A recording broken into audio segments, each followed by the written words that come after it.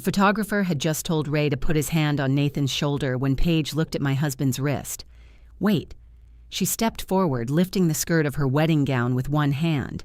"Your husband's watch is too old for our wedding photos." She said it to me, not to Ray, as if he were a lamp I had brought from home. For a second, nobody moved. The terrace overlooked a wide green lawn washed in late afternoon light.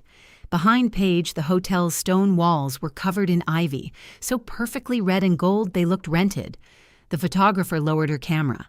Ray's hand remained on Nathan's shoulder, and the scratched silver watch showed beneath his cuff. I looked at my son. He knew where that watch had come from. He knew why Ray still wore it, even after the band broke twice and the face got cracked against a boiler pipe. He knew because he was the one who had given it to him.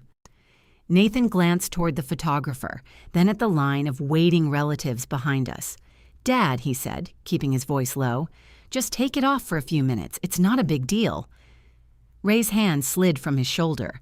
Then my husband, who could repair almost anything except a moment like that, began working at the clasp. 8 hours earlier, I had been standing in our kitchen spreading cream cheese on half a bagel, while Ray tried to decide whether a navy tie could be considered black. "It can in poor lighting," he said. "It's a black tie wedding. The invitation says black tie optional. That means black tie for us and optional for people with money." Ray leaned toward the toaster to inspect his reflection in the chrome. "I have money. You have $43 in your wallet and a coupon for motor oil. The coupon has value." He was already dressed except for his jacket, wearing the white shirt we had bought at Macy's after 3 trips and one argument about neck size. Ray believed a collar that allowed him to breathe was too loose. I believed turning purple during the ceremony would draw attention from the bride. His watch was on the counter beside the coffee maker. I noticed it because it looked wrong there. For 17 years, that watch had been on his wrist by the time he came downstairs.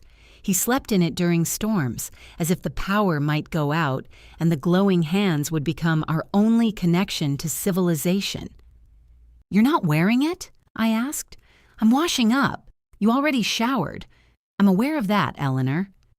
He gave me the patient look he used when I had entered a conversation 3 steps after it began. Then he wet the corner of a dish towel and rubbed at the watch face. "What are you doing?" "Cleaning it." "With my good towel?" He glanced at the towel. "This is the one with the bleach spot. It was still part of a set. Then I'm improving the damaged one."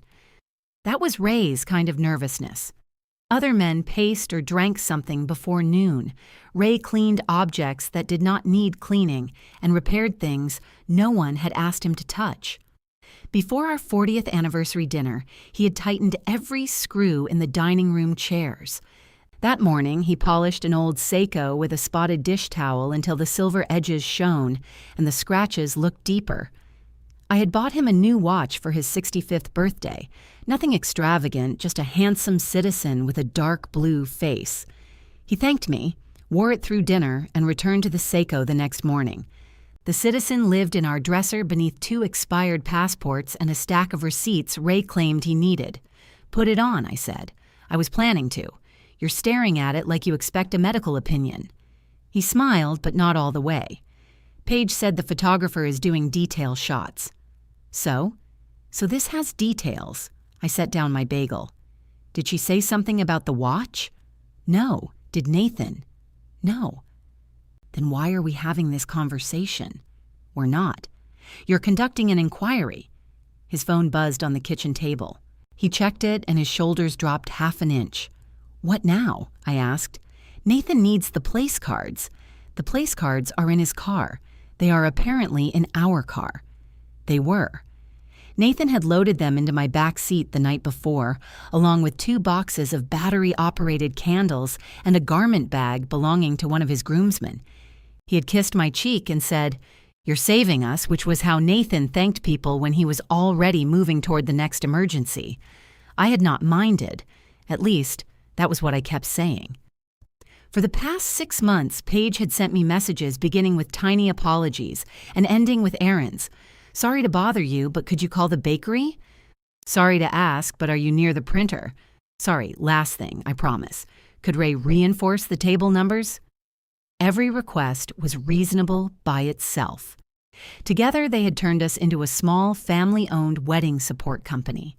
Ray fastened the Seiko around his wrist. "There," he said. "Presentable? You're handsome." I asked about the watch. "I know." He came around the counter and kissed my forehead, careful not to touch my hair. I had paid a woman named Denise $80 to make it look naturally full, a phrase that felt like a personal accusation. "You look beautiful," he said. "I look sprayed. You can be both." The hotel sat 40 minutes outside Philadelphia, though wedding traffic stretched the drive past an hour. Ray kept both hands on the wheel and called anyone driving faster than him a future pedestrian. I read Paige's latest messages aloud. Place cards to ballroom, candles to terrace storage. Your boutonniere is in suite 212. Family should be dressed and downstairs by 2:15. Bossy little thing, isn't she? Ray said, then immediately added, efficient. I looked out the window. You're allowed to notice things. I notice many things. I don't have to turn all of them into court cases. I don't turn things into court cases. You present exhibits. That's because you forget details. I forget them on purpose. It's one of the secrets to a long marriage. At the hotel entrance, 2 attendants rushed toward the car. Before either could open my door, Nathan appeared in shirt sleeves, his bow tie hanging loose around his neck. He looked exhausted and happy and younger than 36. You made it. He pulled my door open and kissed my cheek. Mom, you look amazing. Your father selected my hairspray. I said no such thing, Ray told him. Nathan hugged him hard. It lasted long enough that I felt foolish for every complaint I had made in the car. Then Nathan saw the boxes. Thank God. Paige thought the place cards got left at the rehearsal dinner. They did, I said. By you. I know, I'm a disaster. You're getting married. You're entitled to be one today. He grinned at me. That grin had talked me into missed work, emergency loans, and a living room full of furniture from apartments he no longer occupied. It was not manipulative, exactly. Nathan always meant his gratitude. He simply experienced help as a natural resource, like rain. A hotel employee lifted the boxes from the back seat, but Ray kept the heavier one. I've got it, Ray said. Dad, let them do that. It's cardboard, not a kidney. Nathan laughed and reached for the box anyway. For 3 seconds, they stood there holding opposite sides, both refusing to let the other carry it. Then Paige called Nathan's name from inside the lobby, and he released his grip. I'll find you before the ceremony, he said. Love you both. Ray watched him hurry away. He's happy, he said. He is. That's the point of today. There were fresh flowers everywhere inside. Pale roses and white orchids arranged in glass cylinders taller than some furniture. Paige stood near the staircase in a satin robe, surrounded by women carrying curling irons, makeup cases, and champagne glasses. Even without her dress, she had the bright, untouchable look of someone already being photographed. When she saw us, she came straight over and hugged me. You look gorgeous, she said. That color is perfect. She had chosen the color. Plum, though the bridal shop called it aubergine, so they could charge more. You look pretty good yourself, I said. I look like I haven't slept since Tuesday. You look like you haven't eaten since Tuesday. Her smile tightened just enough for me to regret it. I'll eat after pictures. She turned to Ray. Hi, Ray. Thank you again for fixing those table numbers. The coordinator said they're actually sturdier than the tables. I don't trust decorative wood, he said. Paige laughed. It was a real laugh, quick and surprised, and I remembered why I had liked her when Nathan first brought her to dinner. She could be funny when she forgot to manage the room. Then her eyes moved to the box in his arms. Oh, good, the place cards. Could you take them into the ballroom? They need to be alphabetical, but couples share a card unless they have different last names. And please make sure they don't put spouses at different tables. That happened at my cousin's wedding and people still talk about it. Ray nodded solemnly. We'll protect the marriages. She laughed again, already turning away. We delivered the cards. We found our boutonnieres. We moved the candles after a coordinator told us the terrace storage room was actually the West Library. which was neither west nor a library. By the time I got upstairs to change my shoes, my feet had swollen with resentment. Ray sat beside me on the upholstered bench, turning his wrist to check the time. "You know," I said, "most wedding guests don't begin with a shift.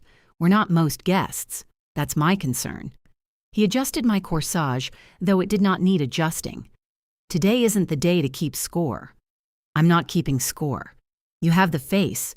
"What face?" "The one where you know the exact score." Before I could answer, Nathan appeared in the doorway wearing his tuxedo. For once, he was completely still. Ray stood first. Nathan looked at him, and something in his expression softened. "Can you fix this?" he asked, touching his crooked cuff. Ray stepped close. His thick fingers, marked by old cuts and half-moons of grease that never entirely disappeared, worked gently at the small silver link. The watch slid from beneath his sleeve. Nathan saw it. I watched his eyes stop there for one unmistakable second. Then he looked up and smiled. "You still wear that thing everywhere." Ray secured the cuff. "Keeps good time. It loses 6 minutes a month." "I don't need all the minutes." Nathan laughed and hugged him again. Hours later, on the terrace, he would look at that same watch as if he had never seen it before. And when Ray began opening the clasp, I reached across the space between us and covered his hand with mine. "Leave it on," I said. Ray's fingers stopped beneath mine. Paige blinked at me. "I'm sorry?" I said, "He's leaving it on." The photographer shifted her weight and glanced toward the sun, which was apparently more expensive by the minute. Behind us, somebody cleared his throat. The line of relatives had gone very quiet in the way people do when they want credit for not listening. "Mom," Nathan said.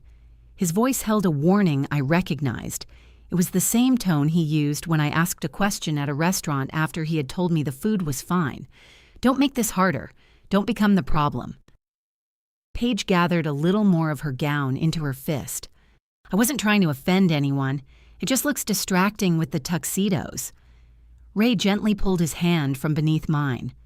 "It's fine," he said. "I can take it off." "I know you can." "Then let's take the picture," Nathan said. "We're already behind." The photographer lifted one hand. "I can position the cuff over it if that helps, or we can turn Ray slightly. It's really not an issue for me." There was something kind in the way she said it which made everything worse. She was trying to offer Paige a graceful exit. Paige did not take it. "I'd rather not have to work around it in every photo. It's a watch," I said. "Yes, Eleanor, I can see that." The use of my name landed harder than it should have. Paige had called me Mom twice in 3 years, both times in front of other people and both times after champagne. Usually I was Eleanor when she wanted to sound direct and Mrs. Mercer when she wanted to be charming. Nathan came closer. "Can everybody please stop? Dad doesn't care." Ray looked at him. It was a tiny movement, only his chin lifting, but Nathan saw it. For an instant, embarrassment crossed his face. Not remorse. Embarrassment that Ray might say otherwise where people could hear. I lowered my voice. "Your father gave you a way out when he said he could take it off. That doesn't mean you should let him. Mom, this is not the place." "No, I agree.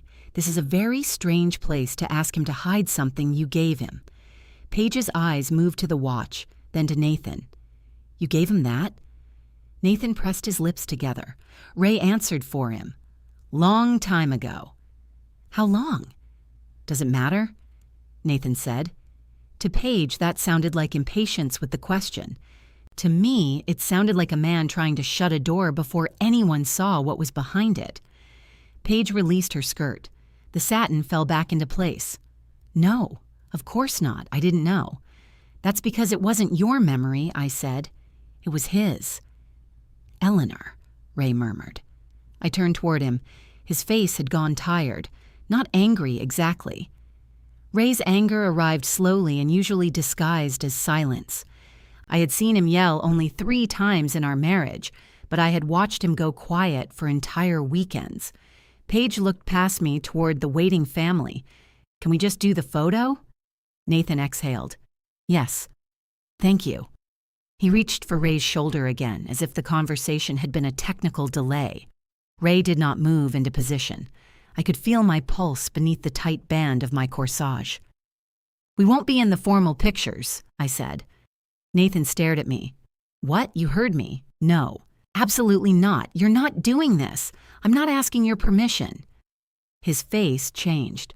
The groom disappeared, and for a second I saw the son who knew exactly how to wound me, because he knew exactly where everything was kept. You've been waiting all day for something to be wrong. Ray stepped between us without making it look like he had. Nathan. But my son kept his eyes on me. You hated every decision we made. The hotel, the guest list, the clothes. You complained about helping even though you offered. I did not offer to spend 6 months being summoned whenever your wedding needed a pair of hands. Then you should have said no. That was true, and because it was true, it struck cleanly. I heard a faint click behind us. The photographer lowered her camera at once. Sorry, she said. Reflex. Paige's mother came forward from the line. She was a composed woman in silver silk who seemed able to move without wrinkling anything. Perhaps we should take the larger group photos first, she said. Give everyone a moment. I don't need a moment, Nathan said. You do, Paige told him. Her voice had lost its edge. She looked pale beneath her makeup, and I was suddenly aware that 100 people were inside, waiting for her to enter a ballroom and be radiant. I did not enjoy hurting her. I wanted that to be clear, at least to myself. But not enjoying a thing did not always mean it was wrong. Ray touched my elbow. Come with me. He guided me through the open terrace doors and down a short corridor lined with framed photographs of fox hunts. We stopped beside a brass cart stacked with empty champagne flutes. Through the glass, I could see the photographer rearranging Paige's relatives. Nathan stood apart from them, one hand on his hip. Ray stared down the hall. You shouldn't have answered for me, he said. I know. His head turned. He had expected resistance. I'm sorry, I said. I shouldn't have. I could have decided. You would have taken it off. That still would have been my decision. I know. The apology tasted incomplete because it was. I was sorry for taking his choice. I was not sorry for stopping his hand. Ray rubbed his thumb over the watch face. It's a piece of metal. No, it isn't. It is to Paige. She's not the one who hurt you. He looked toward the terrace again. Nathan had rejoined the group. Paige stood at the center, her bouquet tilted perfectly, and everyone was smiling because the photographer had asked them to. No, Ray said. She isn't. That answer settled between us. I reached for his hand. He let me take it, but his fingers did not close around mine. Do you want to go back? I asked. I don't know. We can still take the pictures. You already told them we wouldn't. I can change my mind. He gave me a sideways look. Can you? Occasionally. It causes migraines. The corner of his mouth moved, then flattened again. A hotel employee rolled another cart past us, glanced at our formal clothes, and said, Congratulations! Thank you, Ray replied automatically. We stood there like we had been congratulated for an achievement neither of us understood. Nathan came through the doors a minute later. He had fixed his expression, but not his bow tie. It had shifted slightly to the left. Paige is crying, he said. I'm sorry she's hurt, I answered. That's not an apology. I didn't say it was. He looked at Ray. Dad, can you please talk to her? Ray's eyebrows rose. I am standing here. You know what I mean. Yes, Ray said. I do. Nathan glanced back toward the terrace, then lowered his voice. Mom, just tell Paige you overreacted. We'll take the photos, go inside, and have one normal night. That's all I'm asking. Will your father wear his watch? His jaw tightened. Why are you doing this? It's a simple question. It's not about the watch anymore. For you, maybe it never was. Eleanor, Ray said. This time his voice was firm. I stopped. Nathan pressed both hands to his face, careful around his hair. When he lowered them, he looked exhausted again. Fine, he can wear it. Nobody cares. Ray's expression did not change, but I felt his hand move away from mine. Nobody cares. There it was, the surrender that asked us to be grateful while preserving the insult. Nathan had not remembered. He had not defended. He had simply decided the argument was costing him too much time. I care, Ray said. Nathan looked at him. Ray adjusted his left cuff, pulling it back so the whole scratched face showed. I didn't 5 minutes ago, he continued. I would have taken it off. Now I care. Dad, I don't want the picture. Nathan went still. Ray was not loud. That was why the words had weight. If I had made the same declaration, Nathan could have filed it under his mother being difficult. Ray gave him no familiar shelf to put it on. I have 100 people waiting in there, Nathan said. Then you should get back. Are you both leaving? Ray looked at me, and I forced myself not to answer. I think so, he said. Nathan's mouth opened. The ballroom doors were visible at the end of the corridor. Beyond them came the muffled sound of music and silverware, and conversations being sustained by people who had no idea the groom was 20 feet away, asking his parents whether they planned to attend his reception. You're supposed to give a toast, Nathan said to Ray. I know, and Mom, we have the dance. I know that too. The anger left his face so quickly it frightened me. Underneath it was something raw and disbelieving. You would really miss that? My throat tightened. For months I had practiced the dance in socks while Ray sat at the kitchen table offering unhelpful advice. Nathan had chosen the song, an old James Taylor track he claimed not to remember me playing during late-night drives. I had bought shoes with lower heels because he was worried I would trip. I don't want to miss it, I said. Then don't. But I also won't walk into that room and help you pretend the last 10 minutes didn't happen. I'm asking you to put it aside for one night. You put your father aside for a picture. His eyes hardened again. The hurt disappeared behind anger because anger was useful. Go cool off, he said. Both of you. I cannot do this right now. He turned before either of us could answer and walked back toward the terrace. Ray watched him go. Did he mean leave? I asked. He meant stop making him uncomfortable. That wasn't one of the options. No, Ray said. It rarely is. We collected our things from Suite 212. My wrap was folded over the back of a chair beside Ray's suit bag. On the small table sat his toast, written on 3 index cards in block letters. He picked them up and slipped them into his inside jacket pocket without looking at them. In the elevator, a laughing couple joined us on the 3rd floor. The man wore a tuxedo, and the woman held 2 champagne flutes. Reception's the other way, she told us. We know, I said. They got quiet after that. The lobby was full of late-arriving guests checking their invitations and hurrying toward the ballroom. One woman I recognized from Paige's bridal shower called my name, but I pretended not to hear. Outside, daylight still covered the lawn. It felt indecent for the world to be so bright when we were leaving an evening that had barely begun. At the car, Ray opened my door. You don't have to come with me, I said. He rested one hand on the roof. Where exactly would I go? Back inside. And explain where you are? You could tell them the truth. That my wife left because someone insulted my watch and I stayed for the salmon? You chose the beef. I was speaking hypothetically. I almost laughed. It came out as something closer to a cough. Ray shut my door and walked around the car. When he got in, he did not start the engine right away. Through the windshield, we could see the terrace above us. The wedding party had returned to their marks. Paige stood beside Nathan. From that distance, they looked peaceful. Ray took the toast cards from his pocket and placed them in the center console. I had a good line about marriage, he said. I'm sure it was stolen, improved. There's a difference. He started the engine. Halfway home, my phone began buzzing inside my purse. Once, then again, then 5 times in quick succession. I did not reach for it. Ray kept his eyes on the road. You should check, he said. If it's an emergency, someone will call. The phone started ringing. I pulled it out. Nathan's name filled the screen. Neither of us spoke until the ringing stopped. A message appeared almost immediately. You owe Paige an apology. You owe both of us one.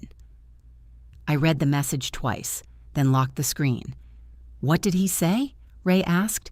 That I owe them both an apology. He nodded once, as if Nathan had confirmed the weather. You think I do? I think you owe me one. The road hummed beneath the tires. We passed a farm stand with its lights still on and pumpkins arranged in neat orange pyramids. A handwritten sign advertised hot cider. I had the absurd urge to ask Ray to stop. We could sit at a picnic table in formal clothes and drink from paper cups while 100 people ate herb-crusted beef without us. I apologized, I said. You admitted you shouldn't have answered for me. That is an apology. It's the skeleton of one. What would you like me to add? He changed lanes before answering. You saw me taking off the watch, and you decided I was too weak to know what I was doing. I did not think you were weak. What did you think? That you would humiliate yourself to make things easier for Nathan. Maybe I would have. I know. And you couldn't let me. No. His hands tightened on the steering wheel. I looked back at my phone. Would you be happier if I had stood there smiling while you put it in your pocket? I'd be happier if my wife had asked me what I wanted. There wasn't time for a committee meeting. There was time for a speech. I turned toward the window. Ray drove another mile, then reached over and lowered the radio, even though neither of us had noticed it was on. I'm not saying you were wrong about Nathan, he said. You're saying I was wrong about everything else. I'm saying you were so ready to fight that you didn't notice whose fight it was. That landed too close to something I already knew.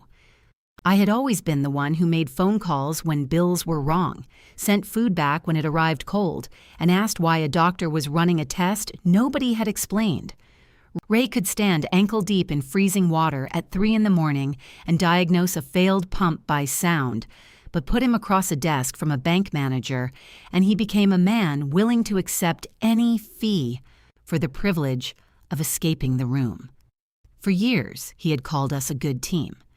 Now I wondered how often team had meant I charged ahead while he let me, because stopping me required more energy than following. I was trying to protect you, I said. I know. You say that like it's another problem. Sometimes it is. The phone rang again. Nathan. I silenced it. Ray frowned. You can answer. He told us to go. He told us to cool off.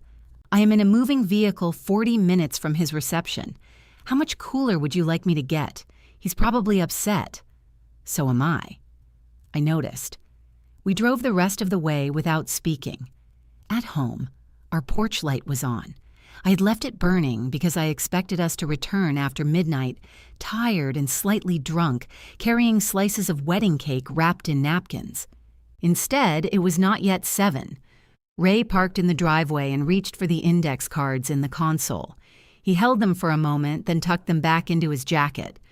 You gonna let me hear it? I asked. The toast? Yes. No. Why not? Because it was for the wedding. We attended the wedding. It was for the reception. You're becoming technical. I'm upset. He said it so plainly that I had no answer. Inside, the house smelled faintly of the vanilla candle I had blown out that morning. Everything looked offensively ordinary. My coffee cup was still in the sink. Ray's motor oil coupon sat beneath the fruit bowl. On the refrigerator, the wedding invitation hung under a magnet shaped like Delaware. I took off my shoes and carried them in one hand. I'm going to change, I said. Ray went into the kitchen without responding. Upstairs, I stood in front of the mirror and tried to unzip my dress. The zipper caught halfway down. I twisted, pulled, and nearly dislocated my shoulder before giving up. Ray? No answer. I tried again. Ray, I need help. His footsteps came up the stairs slowly. He entered the bedroom without his jacket or tie. The top button of his shirt was open, and the watch was still on his wrist. I turned my back. Zipper. He freed the fabric without comment and drew the zipper down. Thank you. You're welcome. In the mirror, our eyes met. Denise's $80 miracle had begun collapsing on one side. My lipstick was gone from the center of my mouth, leaving a dark plum outline that made me look like a woman impersonating herself.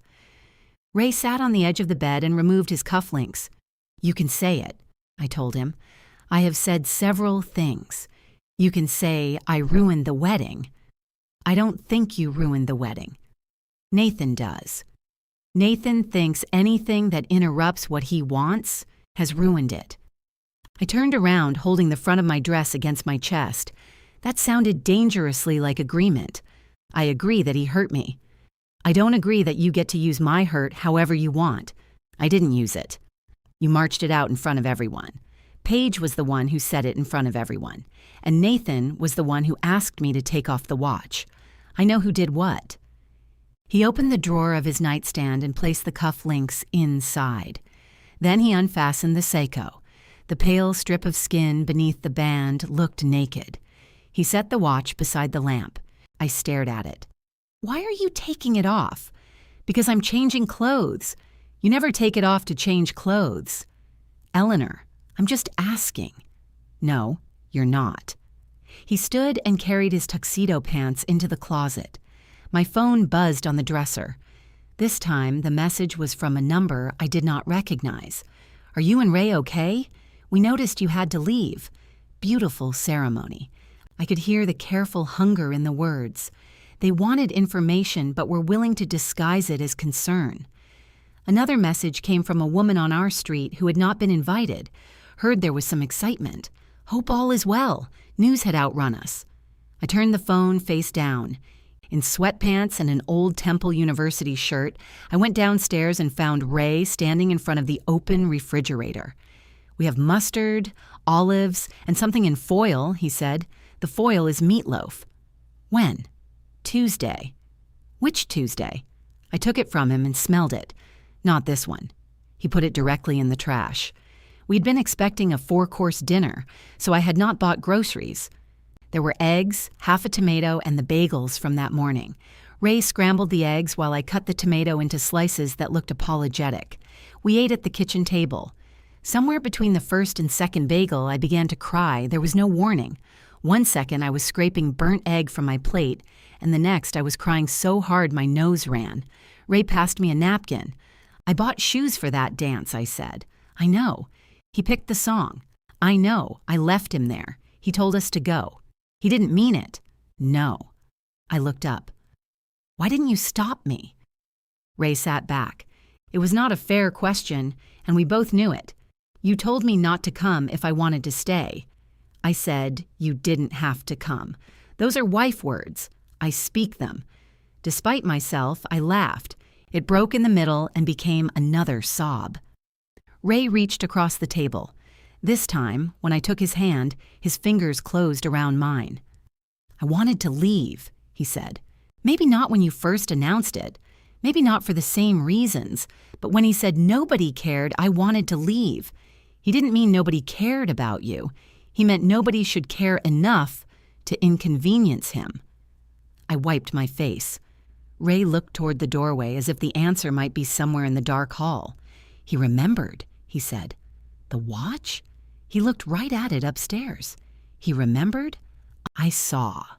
That's the part I can't shake. Nathan had not forgotten the gift. Forgetting would have been easier to forgive. He had recognized the watch, smiled about it with his father, then treated it as an embarrassment a few hours later because Paige wanted a cleaner photograph. Ray pulled his hand away and gathered our plates. "I keep thinking I missed something," he said. "Some point where we taught him love was private, but appearances were public. We didn't. Then where did he learn it?" I had no answer that did not sound like blame. After we cleaned the kitchen, Ray went upstairs. I stayed at the table and finally opened Nathan's messages. There were 9. The first 3 had been sent from the reception. "Where are you?" "They're announcing dinner." "Mom, answer me." Then the accusation I had already seen. After that, they had to change the entire entrance order. Paige cried through our first dance. "People keep asking where you are. What am I supposed to tell them?" The final message had arrived 20 minutes earlier. I hope making your point was worth it. There was nothing from Paige. I typed 3 replies and deleted all of them. In the first, I told Nathan exactly what to tell his guests. In the second, I said I hoped hiding his father's watch had been worth it. In the third, I apologized for leaving and hated myself before I reached the period. I set the phone on the table. Upstairs, Ray was in bed with the lamp off. The watch remained on his nightstand. I got beneath the covers and lay on my back, still able to feel pins in my hair. Neither of us slept much. At 7 the next morning, the phone rang again. Nathan did not wait for me to say hello. "Do you understand what you did last night?" His voice was rough, either from shouting or champagne. "Yes," I said. "No, you don't. You embarrassed us in front of everybody." "I'm sorry, the way we left caused embarrassment." "The way you left? You walked out of my wedding reception. We never entered your wedding reception." "That's not better." Beside me, Ray opened his eyes. He stared at the ceiling. Nathan continued, "Paige spent half the night in the bathroom because she thought your entire family hated her. I don't hate Paige. You made sure she felt like you did. She told your father he was not presentable for a family photograph. She made one stupid comment. She didn't know about the watch. You did." Silence. Ray turned his head toward me. On the other end, I heard Nathan breathe. "That doesn't justify what you did," he said. "No, but it explains why what you did hurt him." I apologized to Dad. "When?" "At the hotel. After you left." Ray sat up. "What did you say?" I asked. "This is exactly the problem. Everything has to become an interrogation with you. You just told me you apologized. I asked what you said. I told him Paige didn't mean anything by it. That is not an apology. I am not doing this all morning." His voice sharpened. "You owe my wife an apology. A real one. Not one of those statements where you're sorry she misunderstood you." I looked at the watch on Ray's nightstand. "I do owe someone an apology," I said, "but it isn't Paige." Ray's eyes moved to mine. "I'm sorry," I told him, loud enough for Nathan to hear, "that I made your decision for you. I was angry, and I treated your hurt like it gave me permission to take over." Nathan made a sound of disbelief. "Are you serious?" Ray picked up the phone from my hand. "Yes," he said. "She is." Ray held the phone between us. Nathan was quiet for a moment. "Dad, I'm sorry you got dragged into this." Ray's face did not move. "I was standing there," he said. "Nobody dragged me anywhere. That's not what I meant." "I know what you meant." Nathan exhaled into the phone. I could picture him pinching the bridge of his nose, eyes closed, already exhausted by everyone's failure to make his point for him. "I told you last night that Paige didn't know the story," he said. "She never would have said it if she knew. You didn't tell her after she said it. There were people waiting. There are always people waiting, Nathan. For God's sake, it was my wedding." "Yes. Can you at least acknowledge that? I was there. I had a toast in my pocket. I'm aware of the occasion." His voice stayed level, but Nathan heard what was underneath. He lowered his own. "Then why did you leave?" Ray looked at the watch on the nightstand. "Because when I needed you to be my son for 10 seconds, you decided being a groom was more important." My eyes burned. Nathan said nothing. Ray continued, "Your mother shouldn't have spoken for me. She knows that, but she isn't the reason I left. So you're saying this was all my fault?" "No, I'm telling you what hurt me. Those aren't the same conversation. They feel like the same conversation. That's because you're trying to win." Nathan gave a short, humorless laugh. "You think Mom isn't." Ray looked at me. "Your mother could turn ordering lunch into a land dispute." Despite everything, I made an offended sound. "But," he continued, "she apologized without asking me to excuse what she did. That's what an apology sounds like." On the other end, something muffled Nathan's voice. Then I heard Paige say, "Give me the phone." Nathan answered her, but his hand covered the receiver. Ray and I caught only fragments, not helping. "My parents." I said I'd handle it. Then Paige's voice came through clearly. "Ray, I'm here. I am sorry about what I said." Ray's fingers tightened around the phone. "I honestly had no idea the watch was from Nathan," she continued. "If I had known, I never would have asked you to remove it." Ray waited. Paige filled the silence. I was stressed. We were losing the light, people were all over the place, and the photographer had already missed half the detail shots I wanted. I saw that the band didn't match, and I said something thoughtless. "That isn't why I was hurt," Ray said. "I understand." "No, I don't think you do." Her breathing changed. I could hear the offense arrive before she spoke. "I just apologized. You apologized for not knowing the history. I wasn't hurt because you didn't know. You've seen me wear that watch every time we've been together, and you decided it made me look wrong. I didn't say you looked wrong. You said I looked wrong for the picture. That is not what I meant. It's close enough." I expected Ray to soften then. He usually rushed to rescue people from the discomfort of his honesty. This time he let the silence stand. Paige's voice went cool. "I don't know what else you want me to say. I didn't ask you to say anything." Nathan came back on. "Okay, this is getting us nowhere. You called us," I said. "I called because I wanted to fix this before it turned into some permanent family feud. At 7 in the morning?" I didn't sleep. Neither did we. He ignored that. "Mom, are you going to apologize to Paige or not? For leaving before dinner?" "Yes. I'm sorry we left in a way that caused you pain on your wedding night." Nathan made an exasperated sound. "I am not sorry I stopped pretending everything was fine," I continued, "and I won't apologize for refusing the photograph. So that's a no. That's an honest answer. You really believe you were justified in walking out over a watch?" I looked at Ray. He had set his jaw. "No," I said.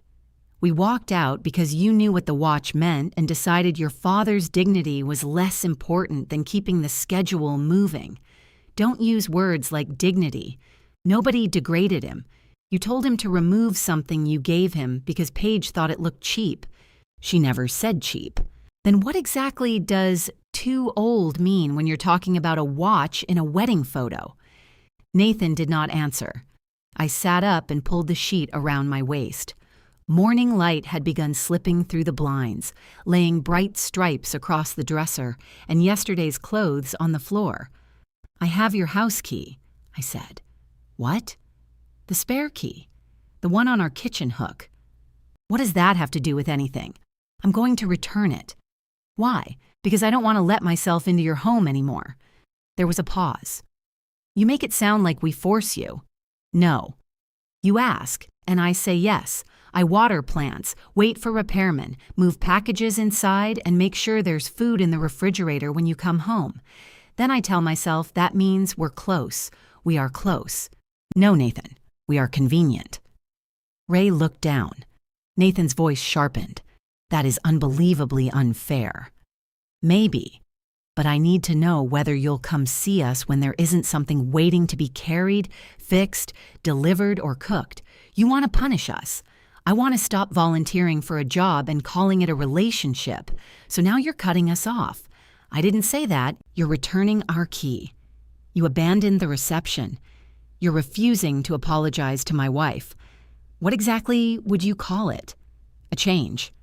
He laughed once. "Right, I love you. Please don't." The words came quickly and quietly. They hurt more than if he had shouted. Nathan hung up. Ray lowered the phone and placed it on the bed between us. Neither of us spoke. From downstairs came the low, mechanical hum of the refrigerator. A truck passed outside, rattling over the loose storm drain at the corner. Ray reached for the watch. He held it in his palm, turning it so the morning light struck the scratched face. "Are you going to wear it?" I asked. "Not today." He placed it inside the nightstand drawer and closed it. I wanted to tell him not to let them change one more thing. I wanted to pull the drawer open and fasten the watch around his wrist myself. Instead, I got out of bed. Downstairs, the wedding invitation was still on the refrigerator. I took it down and laid it in the junk drawer beneath a roll of tape and a takeout menu. Then I removed Nathan's spare key from the hook beside the pantry. It was labeled NP in Ray's handwriting, the letters written on a strip of blue painter's tape. I peeled the tape off. The metal beneath it was clean and bright. For years, the key had allowed me into the narrow brick row house Nathan and Paige bought after they got engaged. I had used it to sit through a 4-hour window for the cable company, to bring in packages during their trip to Charleston, and to leave soup in the refrigerator when Nathan was sick. Once Paige had texted me from a work dinner because she could not remember whether she had unplugged her curling iron. I drove 25 minutes to check. It had been unplugged. I put the key in an envelope. My phone stayed silent through breakfast. By 10, the silence felt so deliberate, I checked to make sure the volume was on. There were messages, just none from Nathan. Ray's brother Leonard sent a photograph of himself at the reception holding 2 dessert plates. "Your cake was excellent. I ate your share in solidarity." I stared at it until I laughed. A second message followed. "Nathan said you weren't feeling well. You alive?" I wrote, "Alive? Long story." Leonard replied, "Figured. Your husband only leaves cake for death or principle." Ray was at the kitchen sink rinsing coffee cups.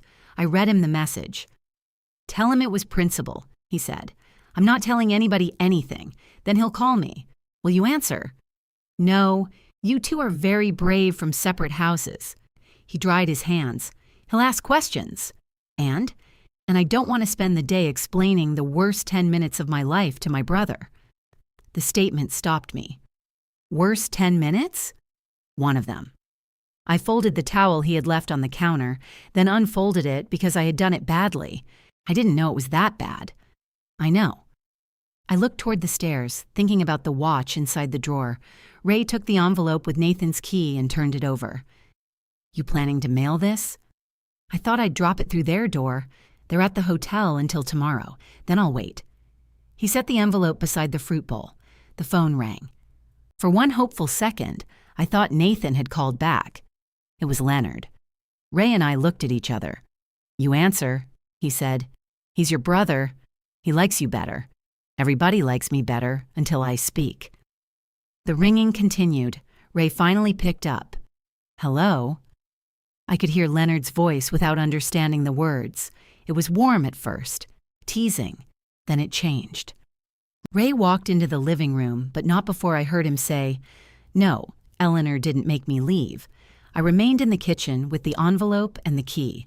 The conversation lasted 11 minutes. Ray did most of the listening.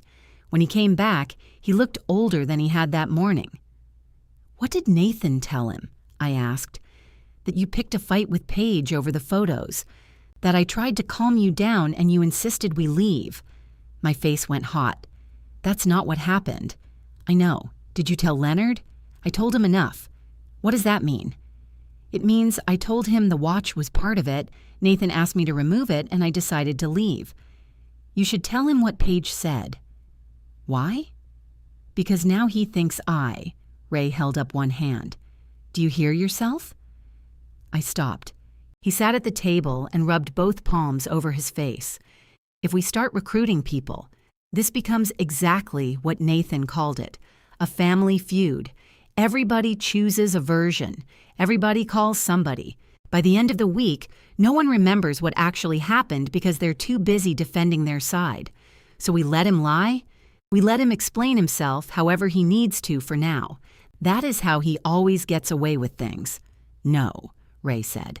"That is how we avoid becoming like him." I sat across from him. The envelope lay between us, Nathan and Paige's key, making a small, hard shape beneath the paper. "What do we do then?" I asked. Ray looked at it for a long time. "We stop making it easy," he said. The key stayed beside the fruit bowl until Monday morning. I passed it every time I entered the kitchen. It looked less like a boundary than an accusation in a white envelope. Ray did not mention it again. He made coffee, read the newspaper, and wore the Citizen watch I had given him for his birthday. I noticed immediately. The blue face looked too large on his wrist. It was handsome, exactly as I had told myself when I bought it, but seeing it there made me feel as though Paige had reached all the way into our kitchen. You don't have to wear that, I said. Ray kept reading. Most people say good morning first. Good morning. You don't have to wear that. I'm aware. Is the Seiko broken? No. Then why? He folded the newspaper. I stopped. Sorry, I said. He studied me over his glasses. You're working very hard at letting me make my own decisions. I'm new at it. It shows. He unfolded the paper again, but I saw the edge of his smile. I took the envelope with me when I left for the dry cleaner. Ray's tuxedo jacket hung from the hook behind the pantry door in its black garment bag. As I lifted it, I heard paper move inside the breast pocket. The toast. I pulled out the 3 index cards. Ray's handwriting covered both sides, square capital letters in blue ink. The first line was visible before I could stop myself. Nathan. A good marriage is not. I slid the cards back into the pocket. At the cleaner, the woman behind the counter searched the jacket and held them up. Do you want these? Yes. She handed them to me, and I put them in my purse without reading further. They belonged to a version of the night we had not lived. I did not know whether keeping them was sentimental or cruel, but throwing them away in front of a woman wearing a plastic name tag seemed worse. Nathan and Paige's house was 12 minutes away. I told myself I would only drop the envelope through the mail slot. There was no need to ring the bell or see whether they were home. Paige's car sat in front. I drove past. At the next intersection, I called myself a coward, turned around and parked across the street. Their row house looked exactly as it had the week before, with 2 planters flanking the steps and a wreath made of dried wheat on the door. The sight of it gave me the strange feeling that I had dreamed the entire wedding.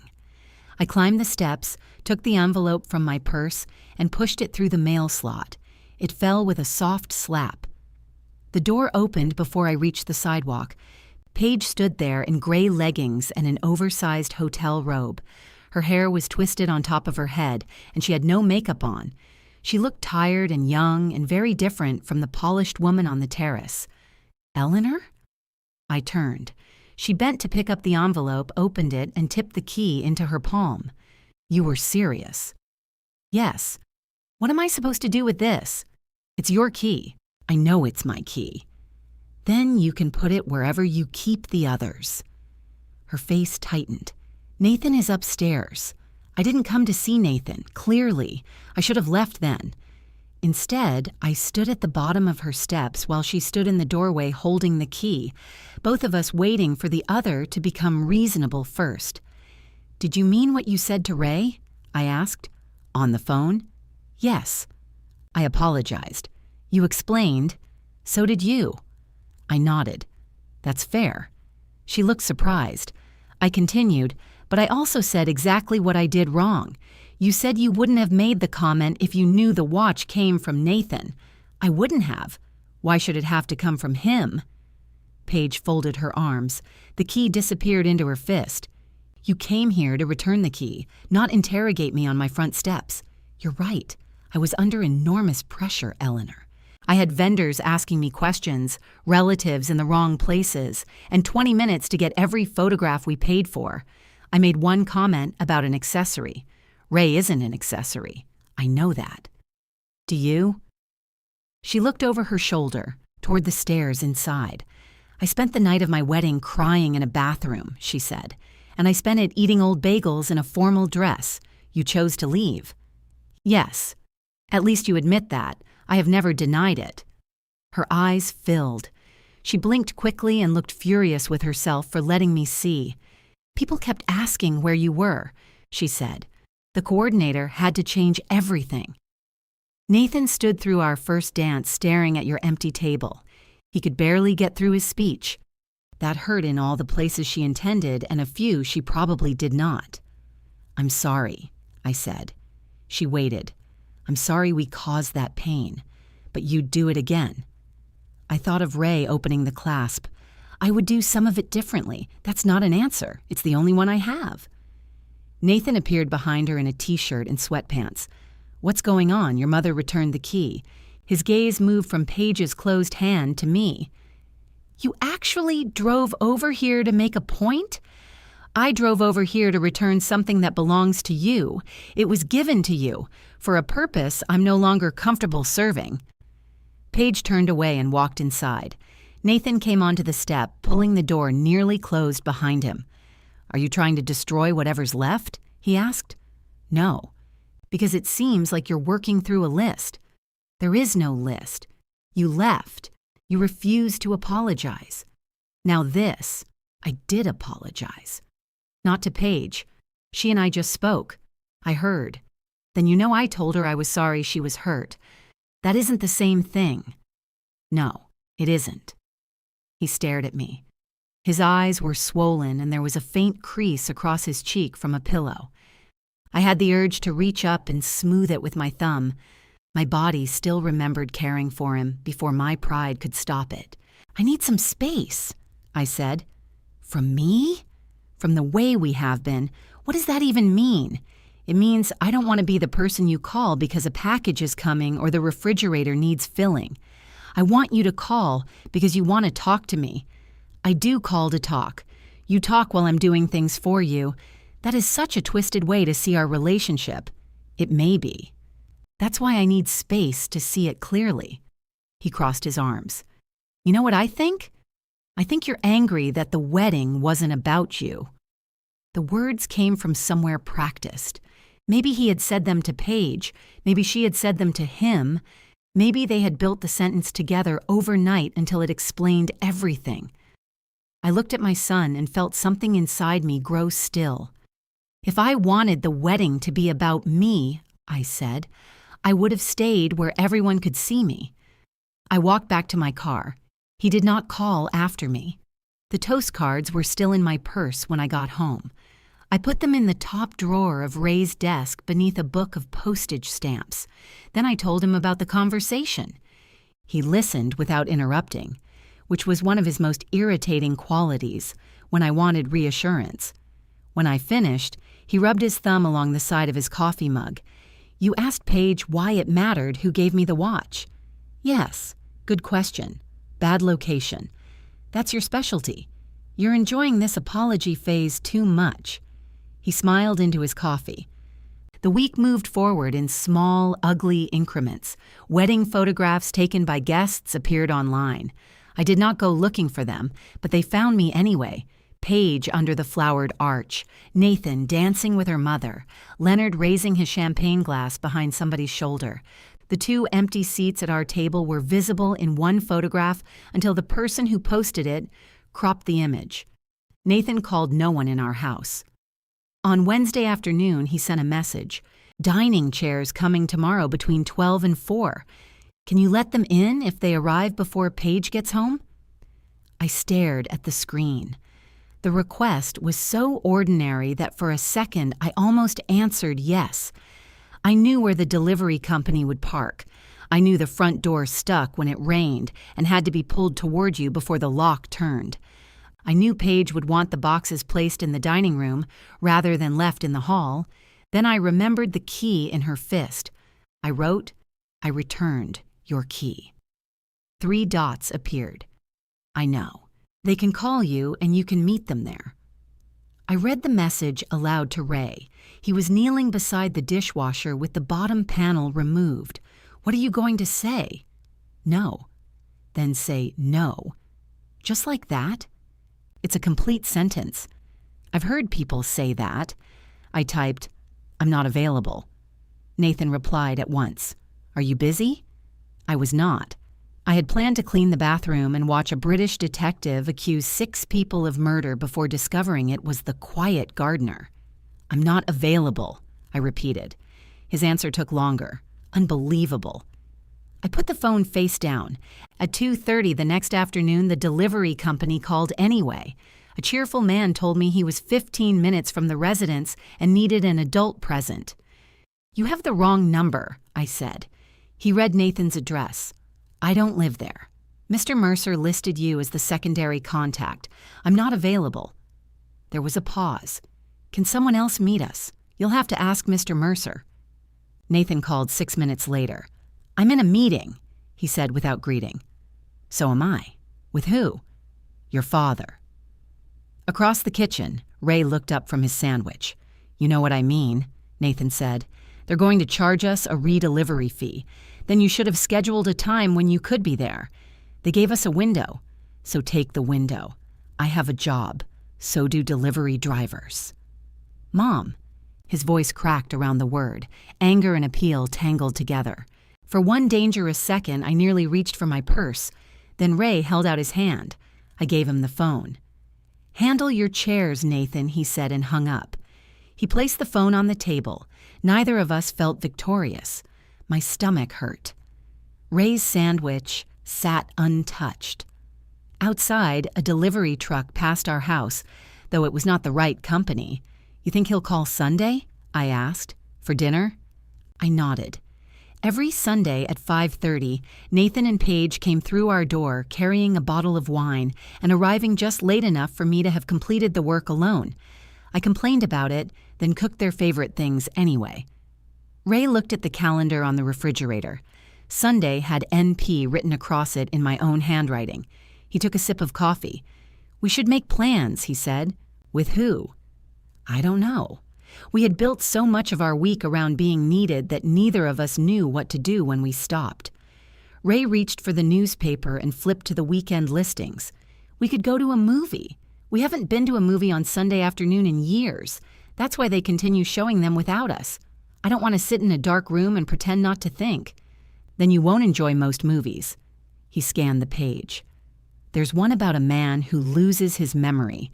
I've already seen that. I live with you. Your material is getting lazy." I picked up my phone. The responsible thing was to tell Nathan there would be no dinner. The tempting thing was to wait until Sunday at 5:40 and let him discover it.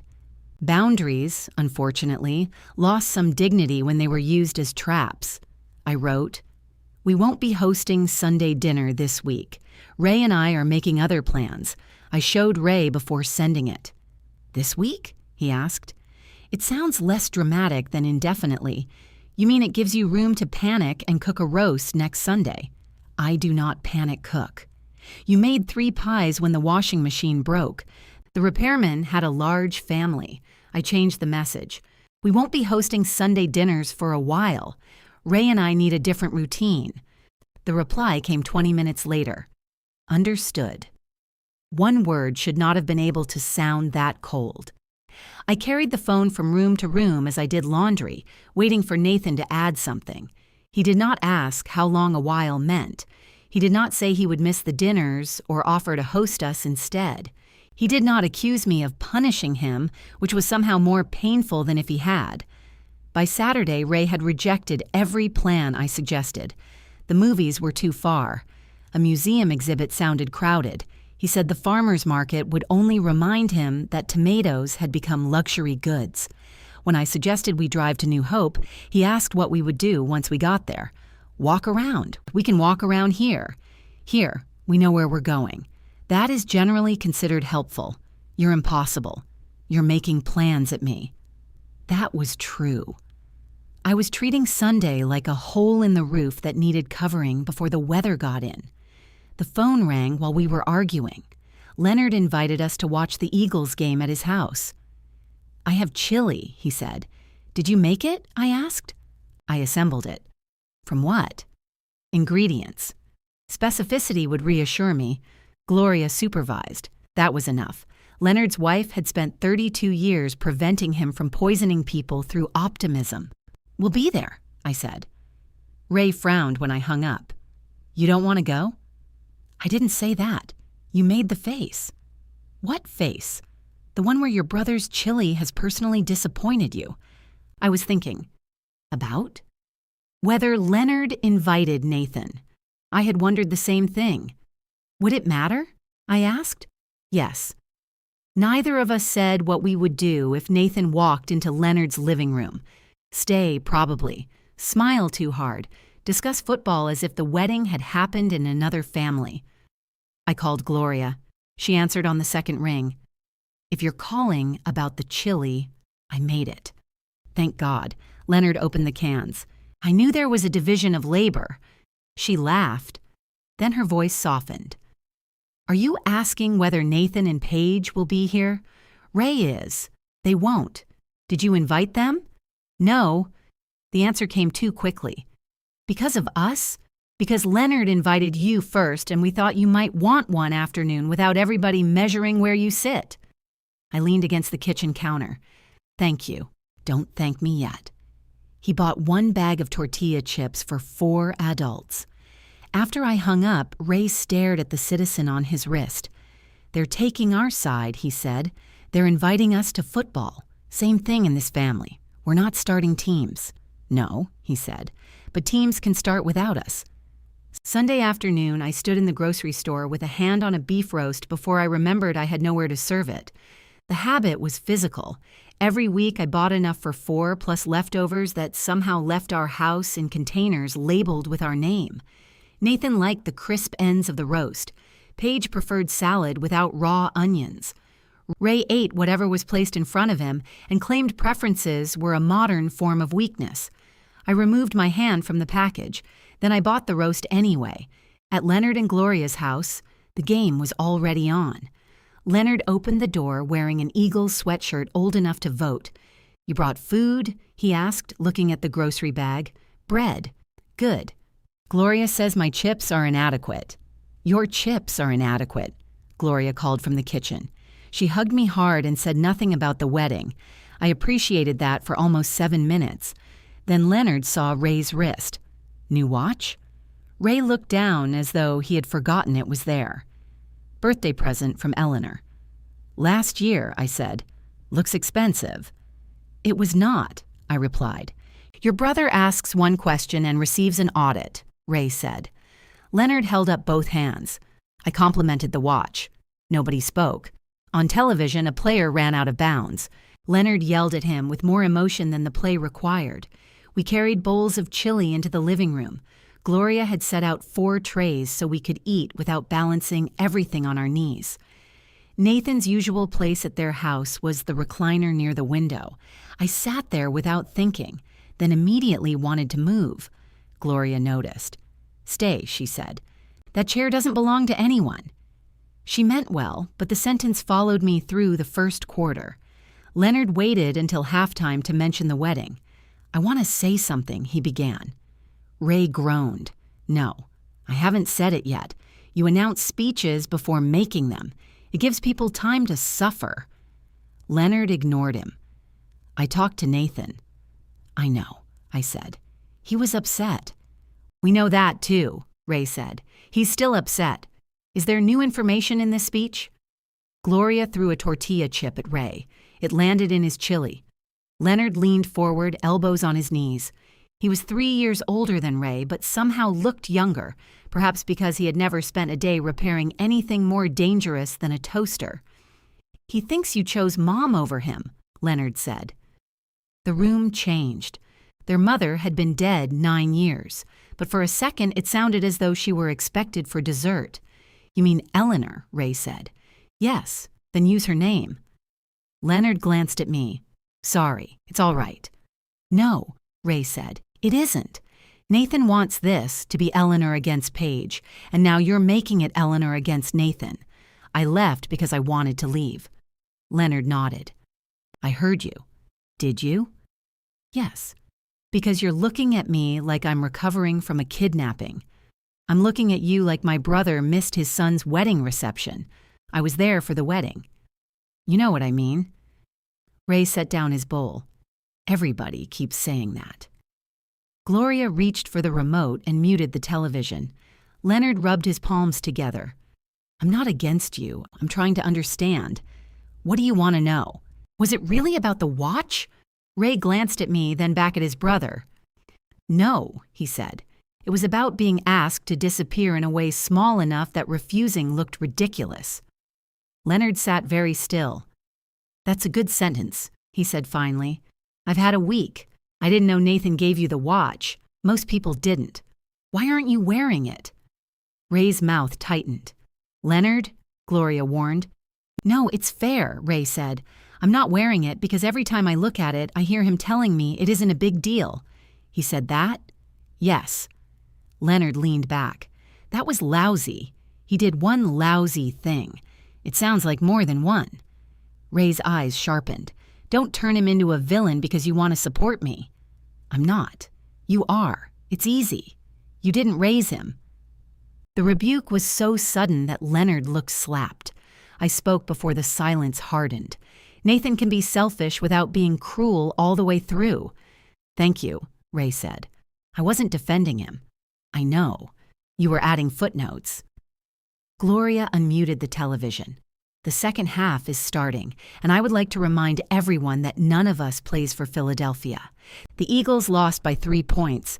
Leonard blamed the officials, the offensive line, and a celebrity shown briefly in the stands. Ray argued with him until they were both laughing. For a little while, the afternoon felt normal.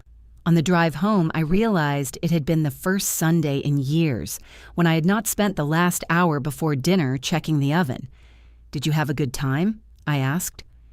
Ray shrugged. They lost. I mean, with Leonard. Yes. Even after the kidnapping remark? He didn't say kidnapping. He looked it. That's just his face. At home, I put the roast in the freezer. 5:30 arrived. I was standing in the kitchen even though there was nothing to prepare. Ray sat at the table working a crossword puzzle. At 5:40, headlights moved across the front window. My heart jumped. The car continued down the street. Ray did not look up from his puzzle, but he had stopped writing. Do you think they ate? I asked. They're adults. That wasn't my question. They probably ordered something. Paige hates takeout on Sundays. Then Nathan can cook. He makes eggs. Eggs are food, not the way he makes them. Ray put down the pencil. You can miss him without feeding him. I know. You can also be angry and still want him to come through the door.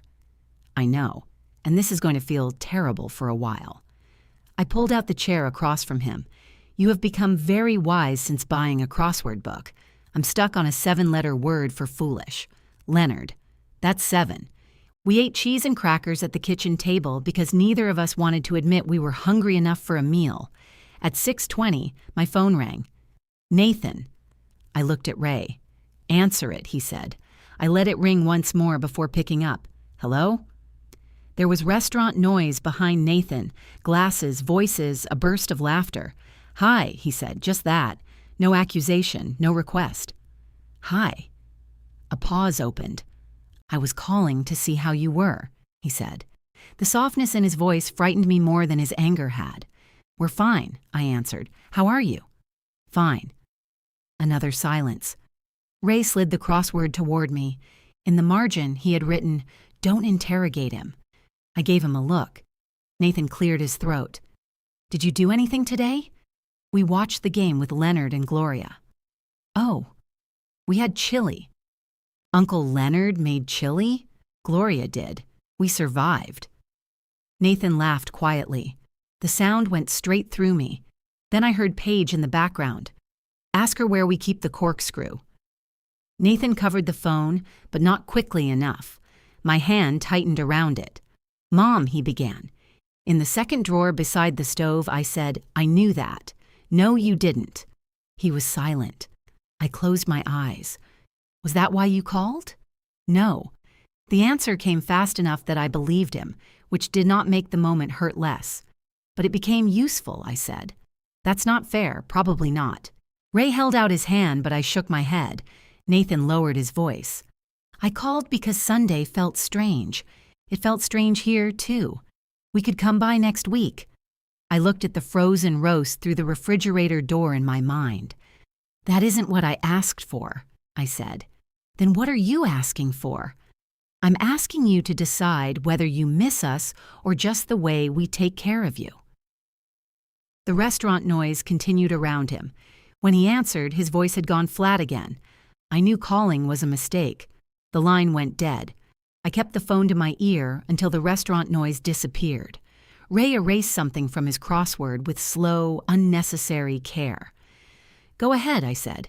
I haven't said anything. You're making pencil judgments. He set the eraser down. He called. I noticed.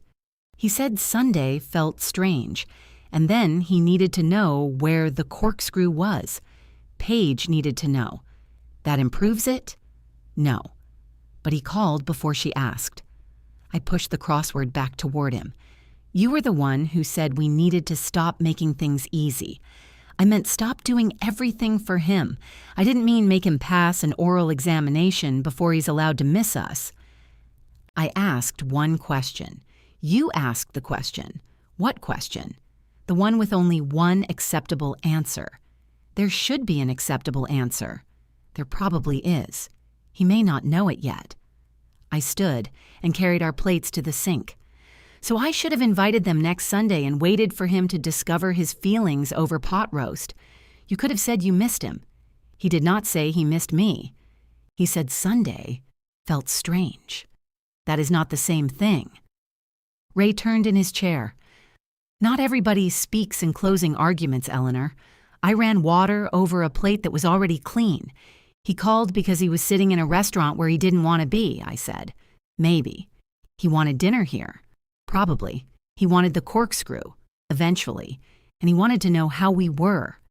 I shut off the water. Ray nodded.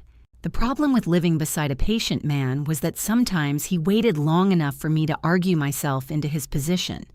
He hung up, I said. You told him to decide whether he missed us or our service. I needed to know. No, you wanted him to know. There's a difference. I dried my hands. Ray picked up his pencil again. You're allowed to be hurt. You're allowed to change things. But if every conversation becomes a test he doesn't know he's taking, eventually he'll stop calling. The thought frightened me, because Nathan already had. I went upstairs, closed the bedroom door, and called him back. He did not answer. I left no message. The next morning, I tried again while standing in the supermarket parking lot. Calling from the car made the conversation feel less official. Nathan answered on the fourth ring. Hello? It's me. I know. I'm sorry about last night. He said nothing. I'm not sorry I asked the question, I continued. But I'm sorry I asked it when you were trying to reach out. I wasn't trying to reach out, I was just calling. Nathan. What? You called to ask how we were. I turned it into an argument because I didn't trust it. A cart rolled loose across the parking lot and bumped into the curb. An employee in a green vest jogged after it. I do miss you, I said. I should have said that. His breathing softened. I miss you too, he said.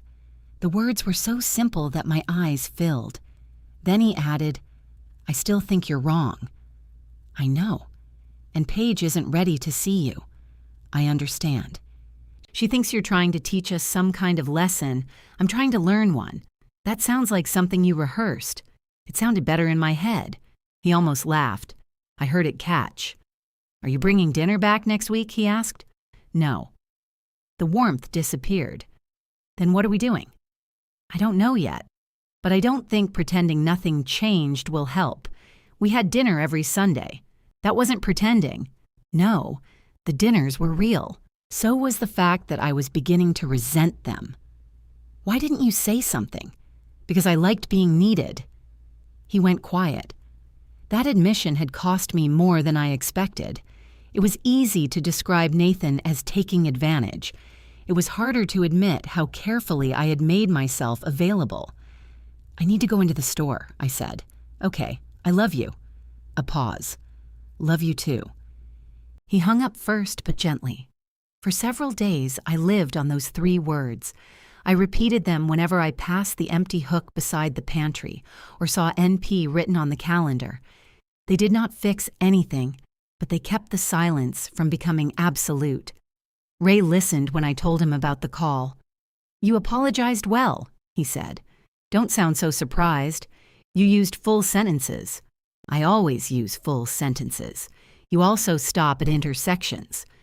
The manner still varies. He was wearing the Citizen again. The Seiko remained in the nightstand drawer. I had stopped asking about it, though every morning I noticed which watch came downstairs. Nathan began calling Ray directly. I learned about the first call when I came home and found Ray sitting in the garage with the door open, his phone on the workbench beside him. He was sorting screws into glass jars, a task usually reserved for bad weather or emotional avoidance. Who called? I asked. What makes you think someone called? You've put the sheet metal screws in with the wood screws." He looked down, swore under his breath, and began separating them. Nathan. What did he want? To talk. About the Eagles? That's all? Mostly. I leaned against the workbench. Did he say anything about the wedding? No. The watch? No. Paige, Eleanor. I'm interested. You're gathering evidence. Did he ask about me? Ray took 3 screws from one jar and placed them in another. Yes. What did you say? That you were fine. That's not very descriptive. He didn't request a medical chart. I waited. Ray sighed. He asked whether you were still angry. I said yes. I'm not angry all the time. I didn't say all the time. What else? I told him I was angry too. And then we talked about the Eagles. The conversation felt unfinished because it was, but I forced myself to leave it alone. Nathan called Ray again 2 nights later. This time they spoke for 20 minutes. Afterward, Ray came into the living room and sat beside me while I watched my British detective accuse the gardener. He asked if I wanted to get lunch, he said. I paused the television. What did you say? Yes. When? Friday. Where? A sandwich place near his office. Is Paige going? No. Are you going to talk about the wedding? Maybe we'll discuss his dental records. I'm allowed to ask. You're allowed to ask. I'm allowed not to know. Friday morning, Ray changed shirts 3 times. He claimed the first had a stain and the second pulled across his shoulders. Both statements were technically true and emotionally false. He wore the Citizen. Have a nice time, I said. It's lunch, not a cruise. Tell him I said hello. You spoke to him Tuesday. Then tell him I remain hello. Ray returned at 2:15 carrying half a sandwich wrapped in paper. He placed it in the refrigerator without offering details. I waited until he opened a cabinet. How was it? Fine. That word should be illegal. We ate sandwiches. Did Nathan apologize? No. Did you? For what? I don't know. I'm asking questions. Ray closed the cabinet. He talked about work. I complained about parking. We argued about whether the Eagles need a new defensive coordinator. So nothing happened. Something happened. What? We had lunch. I stared at him. Ray's face softened. He looked tired. He asked about the dishwasher. He said he missed coming here. Did he say he missed us? Yes. The answer came without hesitation. I sat down. Why didn't you begin with that? Because it wasn't a report. It was lunch with my son. I nodded, ashamed of the jealousy that moved through me. Nathan had reached for Ray without fighting. I wanted that for them. I also wanted to be included, and those wishes sat badly beside each other. Was the sandwich good? I asked. No. Too much mustard. You always say restaurants use too much mustard. Because they do. He kissed the top of my head and went upstairs to change. The professional wedding gallery arrived the following Thursday. Paige sent the link in a group email without a personal message. The subject line said, "They're here," followed by 3 white heart symbols. Leonard replied to everyone that the camera had captured his good side, and Gloria replied that no scientific instrument had located it yet. I did not open the gallery. By evening, I had received 4 messages telling me how beautiful the photographs were. One woman wrote that it was a shame Ray and I had not felt well enough to stay. Nathan's explanation had settled into fact through repetition. I showed the message to Ray. "Let it go," he said. "People think we were sick. That's better than what Leonard thought. It makes Nathan look considerate. He can survive looking considerate." I opened the gallery. There were 846 photographs. Paige fastening an earring, Nathan standing near a window with his hands in his pockets. Flowers, shoes, cufflinks, champagne, the invitation laid beside a ribbon. The ceremony looked warmer in photographs than it had felt from my chair. I moved quickly through the reception pictures. Nathan danced with Paige's mother. Paige laughed beneath a shower of flower petals. Their table glowed with candles we had carried into the West Library. Our empty chairs appeared only at the edge of one wide image. Then I reached the terrace photographs. The formal pictures began with Paige's family. Her parents stood on either side of her and Nathan, their clothes coordinated, their smiles bright. There were photographs with aunts, cousins, friends, wedding attendants. Ray and I were nowhere. I clicked backward. Just before the formal series was a candid image I had not known the photographer captured. Nathan's cuff had twisted. Ray stood close, head bent as he fixed it. The old Seiko showed clearly beneath Ray's sleeve. Nathan was not looking at the camera. He was looking at his father with an open, almost sheepish smile. And Ray's mouth held the beginning of a joke. Nothing in the photograph looked old except the love between them. I called Ray into the room. He stood behind my chair without speaking. After a long moment, he reached past me and touched the screen directly over the watch. "Can you order a copy?" he asked. "Yes." "For me?" I looked up at him. He was crying. Before I could answer, the gallery advanced to the next image, the one the photographer had taken by reflex. Ray's hand was at the clasp. Mine was covering his. In the second photograph, nobody looked beautiful. Ray's face was turned slightly away from the camera, his mouth pulled tight. My hand covered his wrist. Nathan stood beside us with one hand raised, caught between explanation and command. Paige was a pale blur in the background, her bouquet lowered. It was the truth without context, which was almost worse than a lie. Ray wiped his cheek with the heel of his hand. "I don't want that one," he said. "I wasn't going to order it. Don't download it either." "Why would I?" "To prove something." I looked at him. He nodded toward the screen. "You have the face." "I do not have a face for downloading photographs. You have a face for evidence." The image made my stomach tighten. Part of me did want to save it. Not to show people, I told myself, just to keep. If Nathan ever denied how the moment felt, there it was. His father shrinking inside a tuxedo, my hand trying to stop what had already happened. "I'm not going to use it against him," I said. "I know you won't mean to." "That's insulting. It's accurate."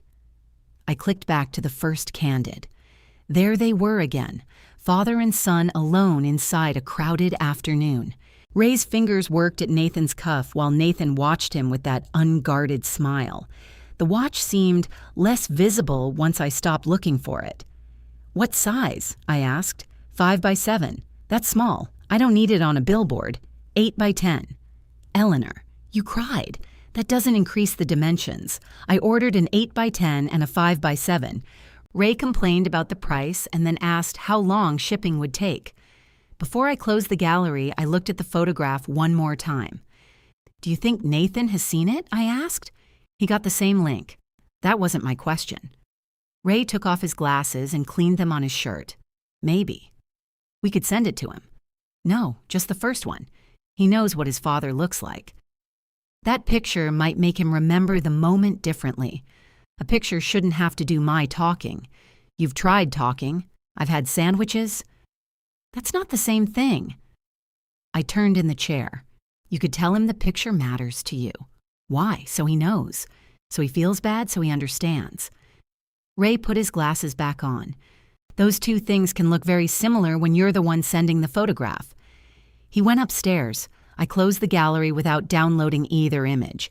Then I reopened it, ordered a third print for myself, and closed it again. That evening, Paige posted 24 wedding photographs online. I counted, though I pretended I did not. The album began with her shoes and ended with the two of them beneath sparklers. There were photographs of Paige with her parents, Nathan with his groomsmen, the flowered arch, the cake, and the first dance she had cried through. The empty chairs did not appear. Neither did the candid of Ray fixing Nathan's cuff. The caption said, "Perfect day, perfect beginning, perfect forever." I read it several times. "Don't comment," Ray said from the couch. "I'm not going to comment. You're typing. I'm congratulating them.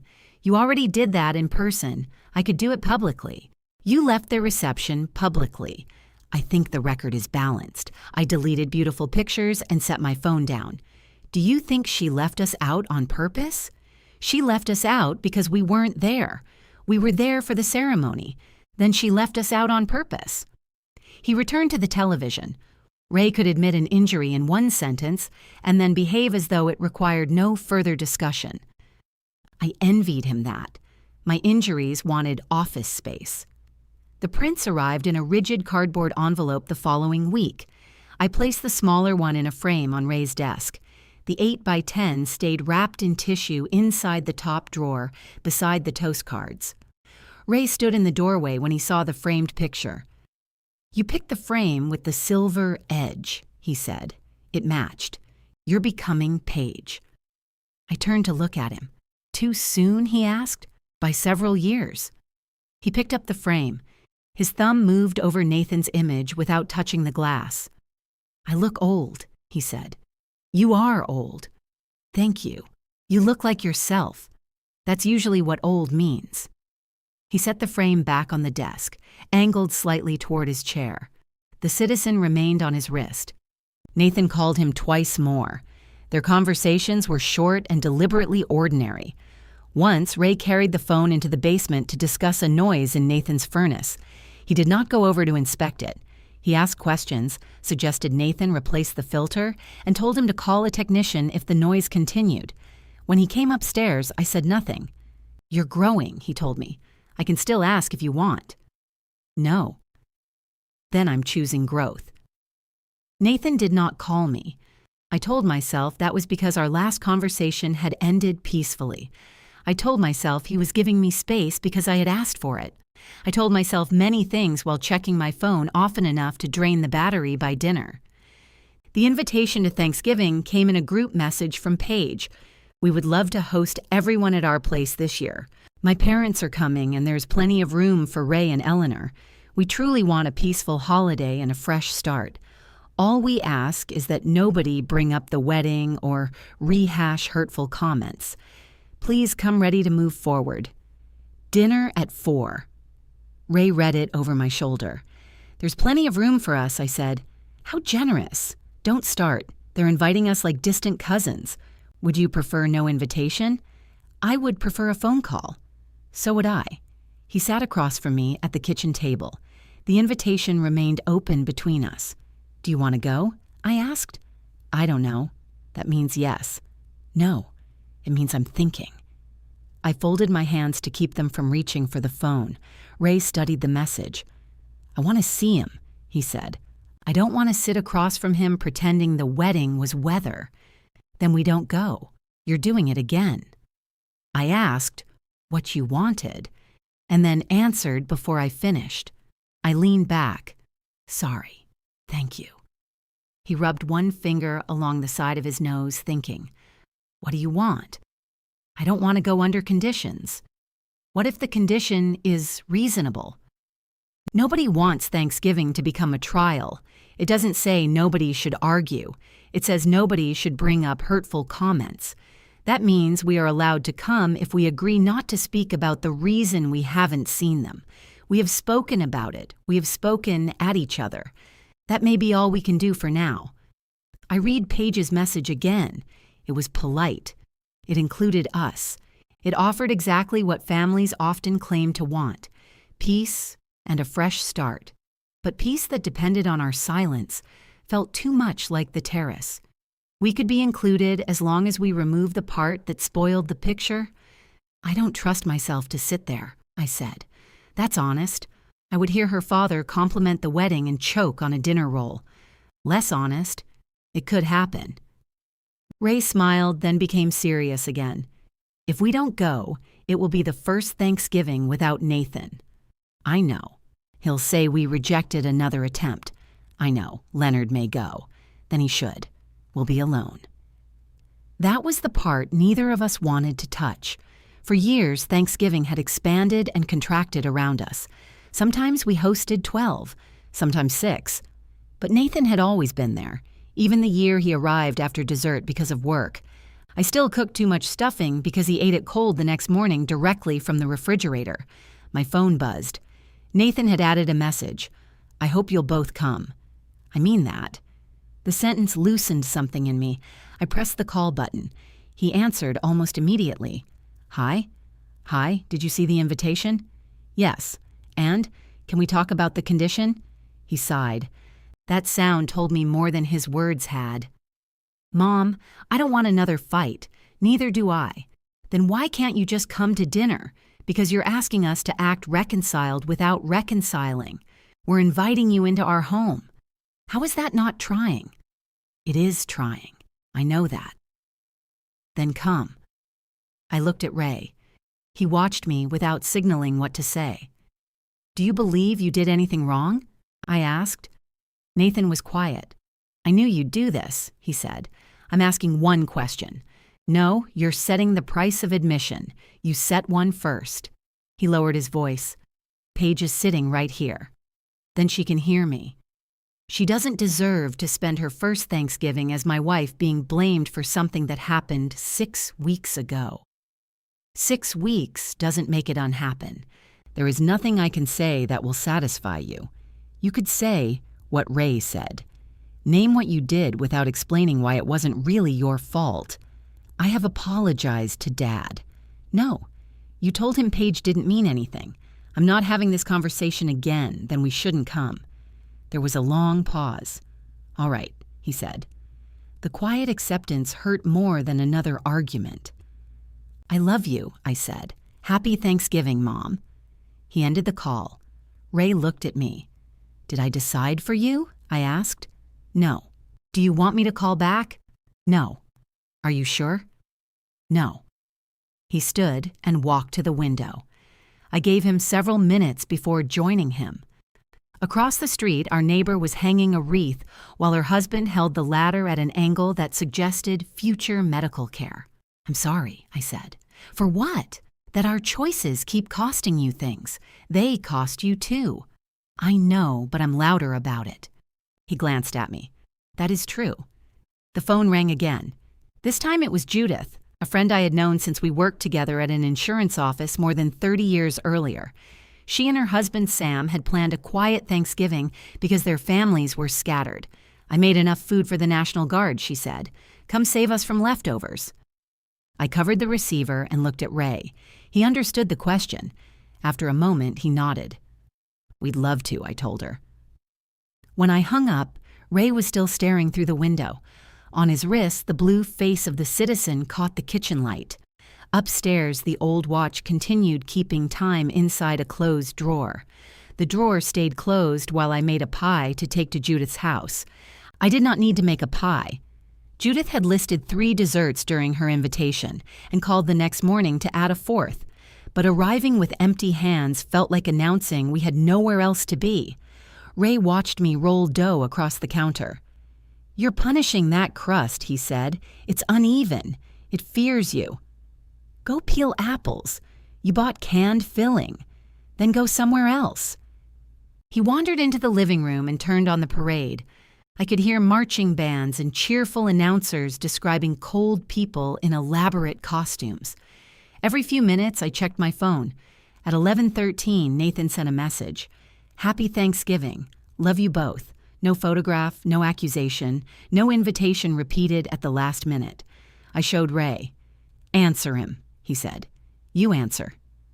He wrote both of us, so one of us should respond. You're holding the phone. I typed, Happy Thanksgiving. We love you too. Ray read it before I sent it. No extra sentence? He asked. What extra sentence? I don't know. You usually have one. I am capable of restraint. He looked toward the pie. Occasionally, I added, we dressed more carefully than Thanksgiving at a friend's house required. I put on a green blouse Judith had seen at least 6 times. Ray wore a gray sweater and the citizen. He caught me looking at it while he buttoned his cuff. Don't, he said. I didn't say anything. You inhaled. I need oxygen, not judgmentally. Judith opened her door before we knocked. She wore an apron that said, Gravy is a beverage, and had flour on one cheek. You came, she said. You invited us. People say yes to holidays and then develop mysterious symptoms. Sam appeared behind her holding a wooden spoon. She thought you'd cancel. I thought they might reconcile. Judith corrected. Ray lifted the bottle of wine we had brought. We considered it, but this was more expensive. They did not ask questions in the doorway. Judith took my pie as though it were needed. Sam poured Ray a drink without making a ceremony of it. Their dining table had 4 places set, not 6 with 2 removed, and I loved them for that. The turkey was still in the oven, giving off a smell that made the whole house feel warmer. Sam had arranged cheese and crackers on a cutting board. "We ate these Sunday," I said before I could stop myself. Judith glanced at me. "Then you know how they work." It wasn't a criticism. "It's Eleanor," Ray said. "Everything begins as a criticism and improves with context." We stood around the kitchen eating cheese while Judith complained about the turkey's refusal to reach a safe temperature. Sam claimed the thermometer was pessimistic. Ray took the thermometer from him, tested it in boiling water, and announced it was accurate. "Traitor," Sam said. "I serve science. You repaired heating systems. Applied science. It was easy for almost an hour." Then Judith asked whether we had seen the wedding photographs. Ray looked at me. "Yes," I said. "The one of Ray fixing Nathan's sleeve was beautiful." "Cuff," Ray said. His cuff was twisted. Whatever it was, you could see how much he loves you. Ray stared into his wine. Judith's face changed. "I'm sorry, I shouldn't have brought it up." "No," he said. "It was a nice picture. Did you order it?" Eleanor ordered enough copies to establish a retail operation. 3, I said. "Why 3? One for your desk, one for the drawer, and one because shipping was already too much." Sam nodded. "That's sound economics." The turkey finally reached the temperature Judith wanted, or she lost patience. Sam carved it at the kitchen island while the rest of us offered contradictory instructions. By the time we sat down, the platter looked less like a turkey than an unsolved accident.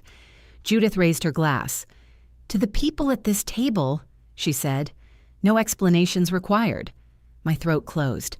I lifted my glass anyway. Dinner was good. The canned pie filling betrayed me by being excellent. Ray laughed. I laughed.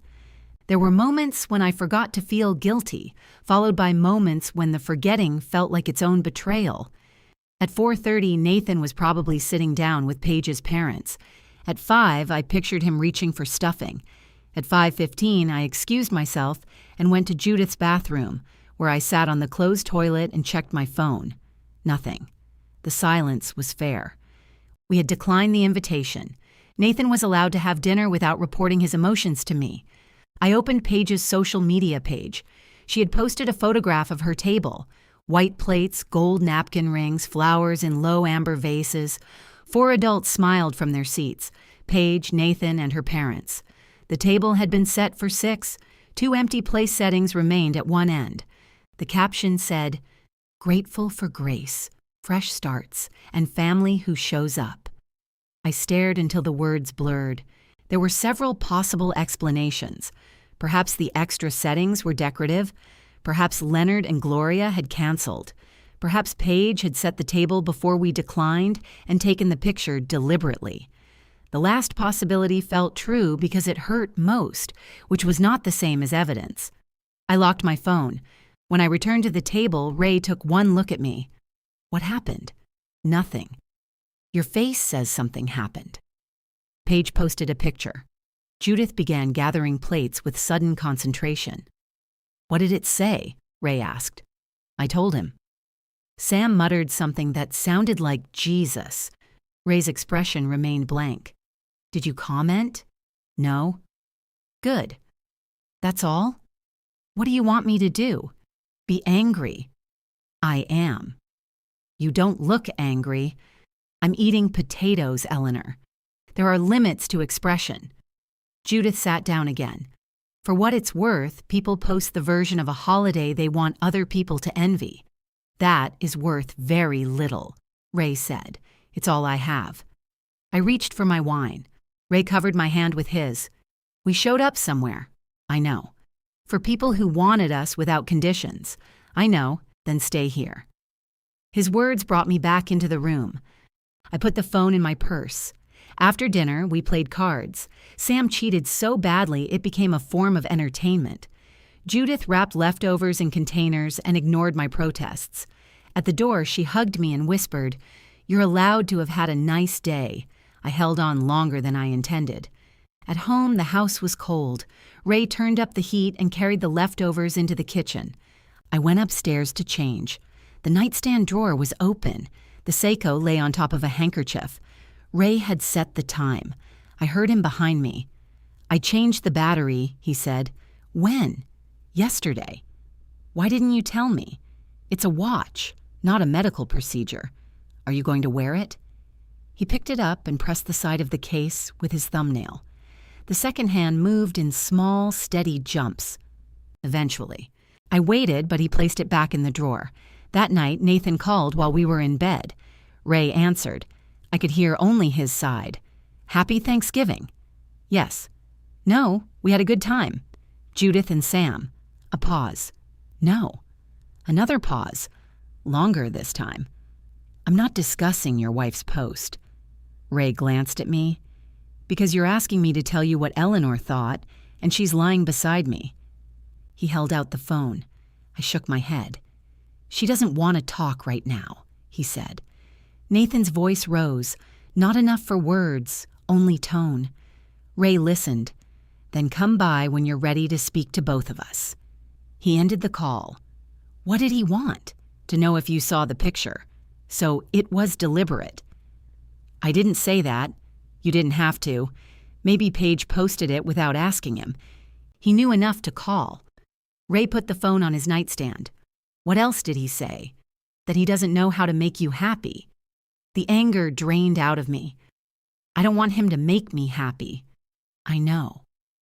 "Does he think that's what this is?" "I think he believes there's a correct sequence of words that will restore everything, and you're refusing to tell him the sequence." "There isn't one." "I know that, too." He turned off the lamp. In the darkness, I listened to the soft tick of a watch inside the drawer. Nathan did not come the next day or the day after. By Sunday, I had decided Ray's invitation had been another sentence he would avoid. At 4:40, someone knocked.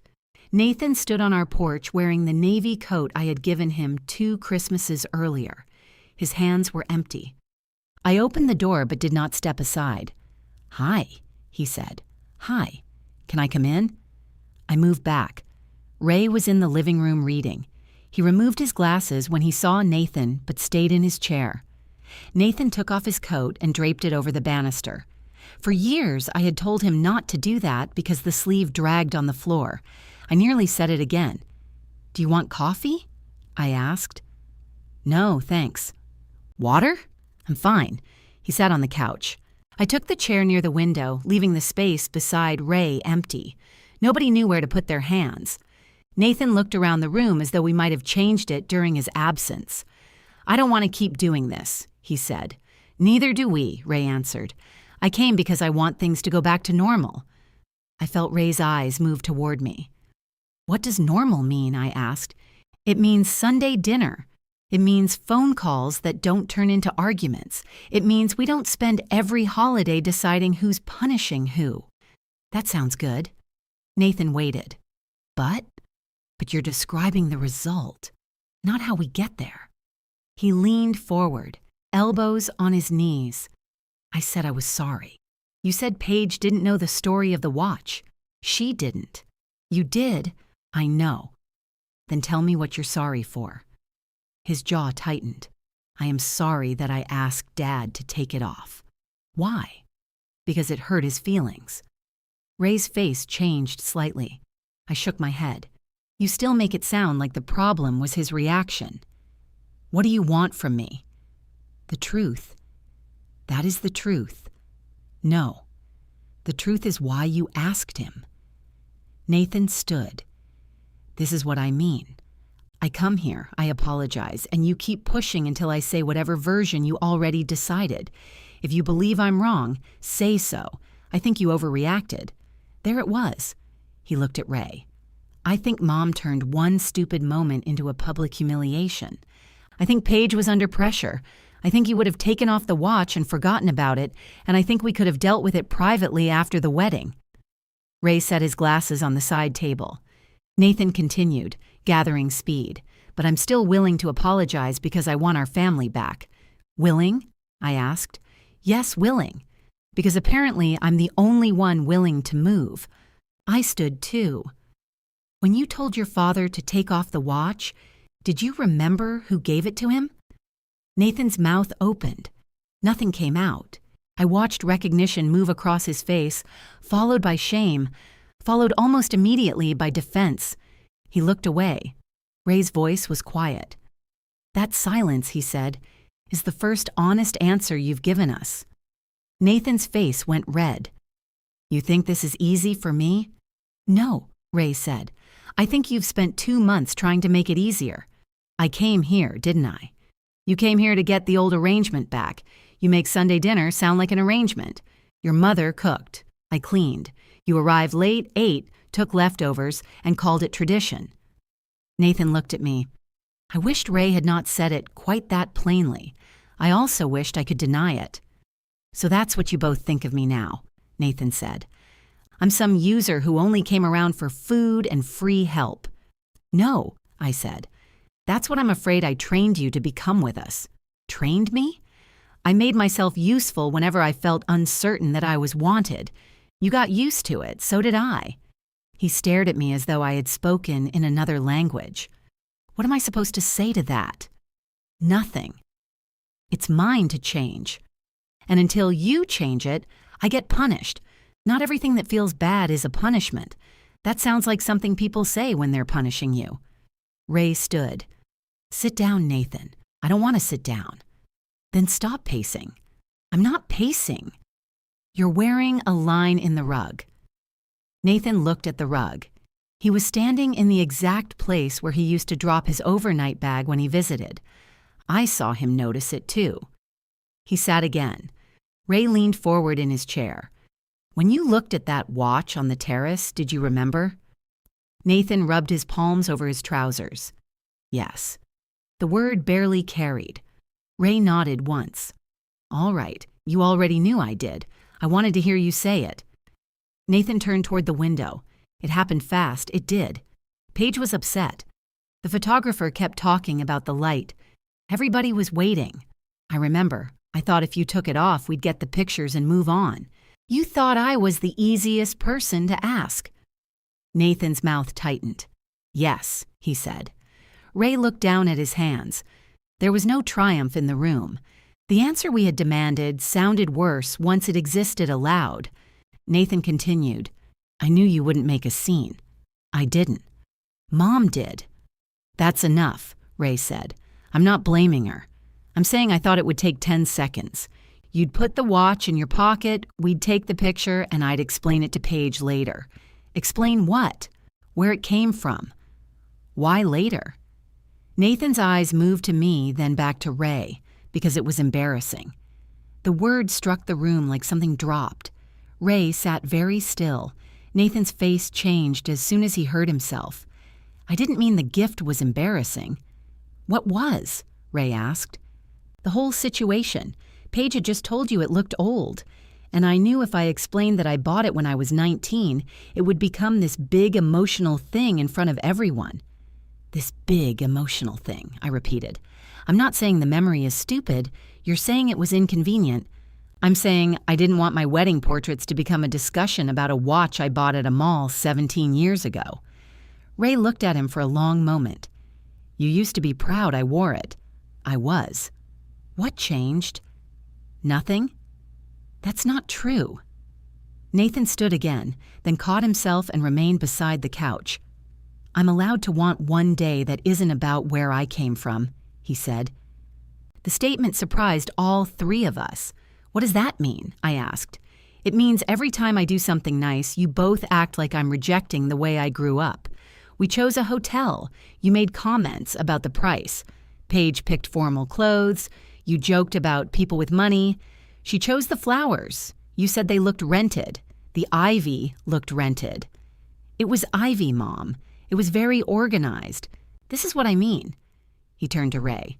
You wear the same watch for 17 years because I gave it to you, and everybody thinks that's beautiful. But sometimes it feels like I'm responsible for every object in this house having a meaning." Ray's eyes narrowed, not in anger, but concentration. Nathan pointed toward the hallway. "There's a coffee mug in the cabinet from a job I had for 6 months.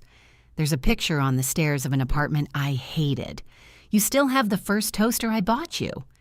"It works," Ray said. "It burns one side. I know how it behaves." Nathan laughed despite himself, then covered his face. When he lowered his hands, his eyes were wet. "I love that you kept the watch," he said. "I also hate that it became proof of whether I'm a good son." "It didn't," Ray answered. "Not until you asked me to hide it." Nathan looked at him. "That's the part you keep avoiding. The watch was just something I loved because you gave it to me. You made it a test when you decided what it looked like mattered more than what it meant." Nathan sat down again. No one spoke. The heater came on beneath the window with a hollow metallic knock. Ray glanced toward it automatically, listening until the blower settled. "I don't know how to fix this," Nathan said. "I know," Ray replied. "I said, I'm sorry. You said the words. Then you explained why the rest of us should agree it wasn't that bad. What if I honestly believe Mom overreacted? Then say that. You did. But don't offer me an apology as a trade for getting your Sundays back." Nathan looked at me. "So what happens now? I don't know," I said. "You keep saying that, because I don't. Do you want me to leave? No. Do you want me to stay? Yes." The answer came before I could protect it. His expression softened. "Then stay," I said. "But not because we're fixed. Stay because you came over and we haven't finished being in the same room." He took off his coat from the banister and hung it on the proper hook. We ordered pizza. Nathan stayed for another hour and 40 minutes. We did not return to the wedding. Ray complained about the defensive coordinator. Nathan told us the new dining chairs were too low for the table and could not be returned because Paige had thrown away the packaging. I did not mention the redelivery fee. When Nathan left, he hugged Ray first. The embrace was awkward, both of them patting too hard. Then he hugged me. "I do miss you," he said near my ear. "I know. It was the first time I did." He walked to his car without asking when dinner would resume. The next 3 weeks were quieter. Nathan called more often, sometimes for reasons so small they barely qualified as reasons. He told me about a man at work who heated fish in the office microwave. He sent Ray a photograph of the furnace filter after replacing it. He asked whether we had watched the Eagles game and did not mention the final score when they lost. We did not invite him to Sunday dinner. Once I nearly did. I had made soup, and the kitchen smelled like thyme and onions. My fingers were already composing the message before I stopped. Ray saw me put down the phone. "You can invite him if you want," he said. "I don't know if I want him or if I want someone to eat the soup. Both are allowed. Not yet." He nodded. The doorbell rang on a wet Thursday afternoon. Paige stood beneath a black umbrella. She wore a camel-colored coat and held no flowers, food, or object that could make the visit seem social. Water ran from the edge of the umbrella onto our porch. "Is Ray home?" she asked. "He's in the garage. I'd like to talk to him. Come in." I took her coat. She remained standing in the hall while I went to find Ray. He was replacing the cord on an old table lamp Leonard had dropped off. The citizen rested beside his tools to keep the watch band from catching. His wrist was bare. "Paige is here," I said. He looked toward the door. "What does she want?" "To talk to you." "Did you ask what about?" "No." He raised an eyebrow. "I'm growing." We joined Paige in the living room. She refused coffee. Ray sat in his chair, and I started toward the kitchen. "You can stay," Paige said. "Are you sure?" "No," she answered, "but I think you should." I sat. Paige folded her hands tightly in her lap. "Nathan told me what happened when he came here." "What part?" Ray asked. "All of it, I think." That would be new. She accepted the remark without flinching. "He told me he remembered giving you the watch before I said anything. He told me he asked you to remove it because he thought you would be the easiest person to ask." Ray waited. Paige swallowed. I've been angry with him for not telling me. I thought I was apologizing for a mistake I made without knowing the context. That let me believe the context was the only thing that made it wrong. Her voice trembled, but she continued. It wasn't. Ray looked at her. I treated you like something in the picture needed correcting, she said. I was rude, and I embarrassed you. Even if the watch came from a vending machine that morning, I had no right to speak to you that way. Ray leaned back. Thank you, he said. Paige's shoulders lowered, but only slightly. I'm not finished. That sounds familiar, he said. To my surprise, she smiled. In my family, photographs are treated like records, she said. If the photograph looks perfect, then the day was perfect. My mother has removed flowers from tables and asked people to change clothes. I used to hate it. And then you did it, I said. Paige looked at me. Yes. The word held no defense. I was terrified the wedding would look like we had spent all that money and still gotten it wrong, she continued. So I watched everything. The flowers, the chairs, the light, what people wore. I stopped seeing people. Ray's face remained guarded. I am sorry, she told him. Not because I didn't know about the watch, because I made you feel that you had to remove part of yourself to belong in our family picture. Ray's eyes moved toward his bare wrist. I accept your apology, he said. Paige began to cry. He did not rush across the room or tell her everything was fine. He handed her the tissue box from the side table. That doesn't mean it's gone, he added. I know, and I'm not ready to take pictures with you. A wet laugh escaped her. I'm not planning any. Good. She wiped her face. Then she turned to me. The Thanksgiving post was aimed at you. I know. Nathan didn't. I guessed that. I deleted it the next morning. I noticed. Of course you did. I have many gifts. She looked down at the tissue in her hands. I'm sorry for that too. Thank you. I wanted to say more. I wanted to tell her how cruel the empty place settings had felt, how many times I had opened the photograph in Judith's bathroom. Instead, I let the apology remain an apology. When Paige stood to leave, she paused beside Ray's desk. The framed wedding photograph faced the chair.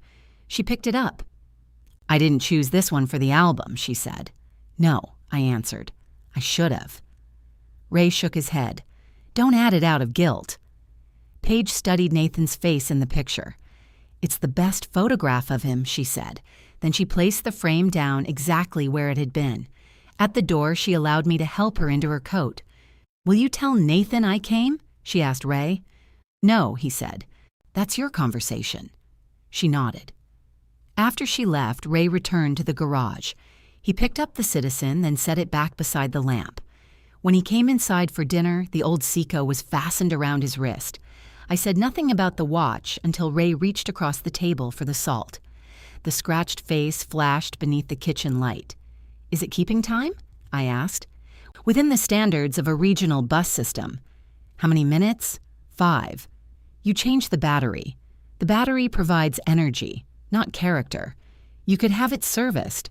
I have had it serviced. When? 3 years ago. Then perhaps the watch isn't the problem.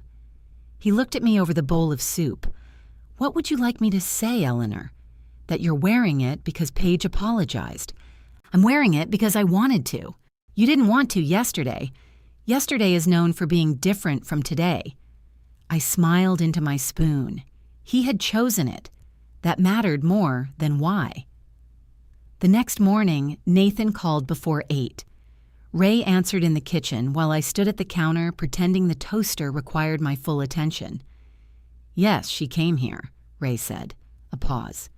No, your mother didn't invite her. Another pause. You should ask Paige what she said. Ray took his coffee into the living room. I buttered my toast slowly enough to hear nothing useful. When he returned, I waited. He sat at the table. I continued waiting. You can ask, he said. What did he want? To know whether Paige came here. I gathered that from the half of the conversation you conducted in front of me. He was surprised. Angry? At first? With her? With everybody. It's his most flexible emotion. I sat across from him. Did she tell him? Yes. And they had an argument. About us? About him letting her believe the watch's history was the entire problem. I set down my toast. What did he say? That he was trying to protect her. From what? Feeling ashamed? By letting her give us an incomplete apology? That was more or less my question. I looked at the Seiko. What did he say about that? He said he hadn't thought of it that way. Do you believe him? Ray rubbed his thumb across a scratch near the clasp. Yes. I expected myself to be angry. Instead, I felt tired. Nathan had spent his life believing protection meant absorbing discomfort for one person and passing it to someone safer. I wondered how often he had seen Ray do exactly that. Did you tell him she apologized well? I asked. Yes. Did you tell him you're wearing the watch? He has access to eyes. He wasn't here. He will be. I looked up. Paige invited us for coffee Sunday. To their house? That is where they keep the coffee. Did you say yes? I said I'd ask you. I leaned back. You said you'd ask me. You've spent months asking me what I want. It seemed fair to make you decide something. Do they want us? Or do they need help moving the dining chairs? They sold the chairs. They couldn't return them. Apparently another short couple was interested. I laughed. Then the weight of the invitation settled. I had not been inside their house since I pushed the key through the mail slot. I pictured standing outside again while Paige held that clean piece of metal in her fist. Coffee, I said. Coffee. No dinner. I was specifically told not to expect food. That sounds promising. Sunday. Paige opened the door before we reached the top step. No robe, no makeup team, no silver dress. She wore jeans and a dark red sweater. Nathan stood behind her holding 4 mismatched mugs. We own matching ones, he said. They're in the dishwasher. The dishwasher is running, Paige added quickly. Neither of them asked Ray to inspect it. Their house smelled like coffee and the lemon cleaner I had recommended when they moved in. I noticed a package near the door and fought the urge to carry it farther inside. The dining room was empty except for the table. Pale rectangles on the floor showed where the unfortunate chairs had stood. We're embracing benches, Nathan said. You don't have benches, I replied. We're embracing the concept. We sat in the living room. There were no pastries arranged on a tray, no flowers, no attempt to prove anything. Paige brought out a sleeve of crackers still in the plastic. This is what I had, she said. Ray took 3. Honesty improves the flavor. The conversation began badly. Nathan asked about traffic when we had driven 12 minutes. I complimented Paige's sweater, and she told me it was old, which made all of us aware of the word. Ray drank coffee too hot and spent several minutes pretending he had not burned his mouth. Then Paige mentioned the man who heated fish in Nathan's office microwave. You told them? Nathan asked. It was a major event. It was tilapia. Species does not reduce guilt, Ray said. Something loosened. We talked about Leonard's lamp, Judith's pie, and the price of tomatoes. Nathan asked Ray whether the Eagles needed a new defensive coordinator. Ray said he had developed opinions during his absence, all of them correct. The watch rested openly on Ray's wrist. Nathan saw it. His gaze stopped for less than a second before moving back to his coffee. I watched him choose not to make the moment about himself. That was something. After an hour, I stood. We should go. You don't have to, Nathan said. We said coffee. We could order lunch. I looked at Ray. He shrugged. I have nowhere urgent to be. Nathan reached for his phone.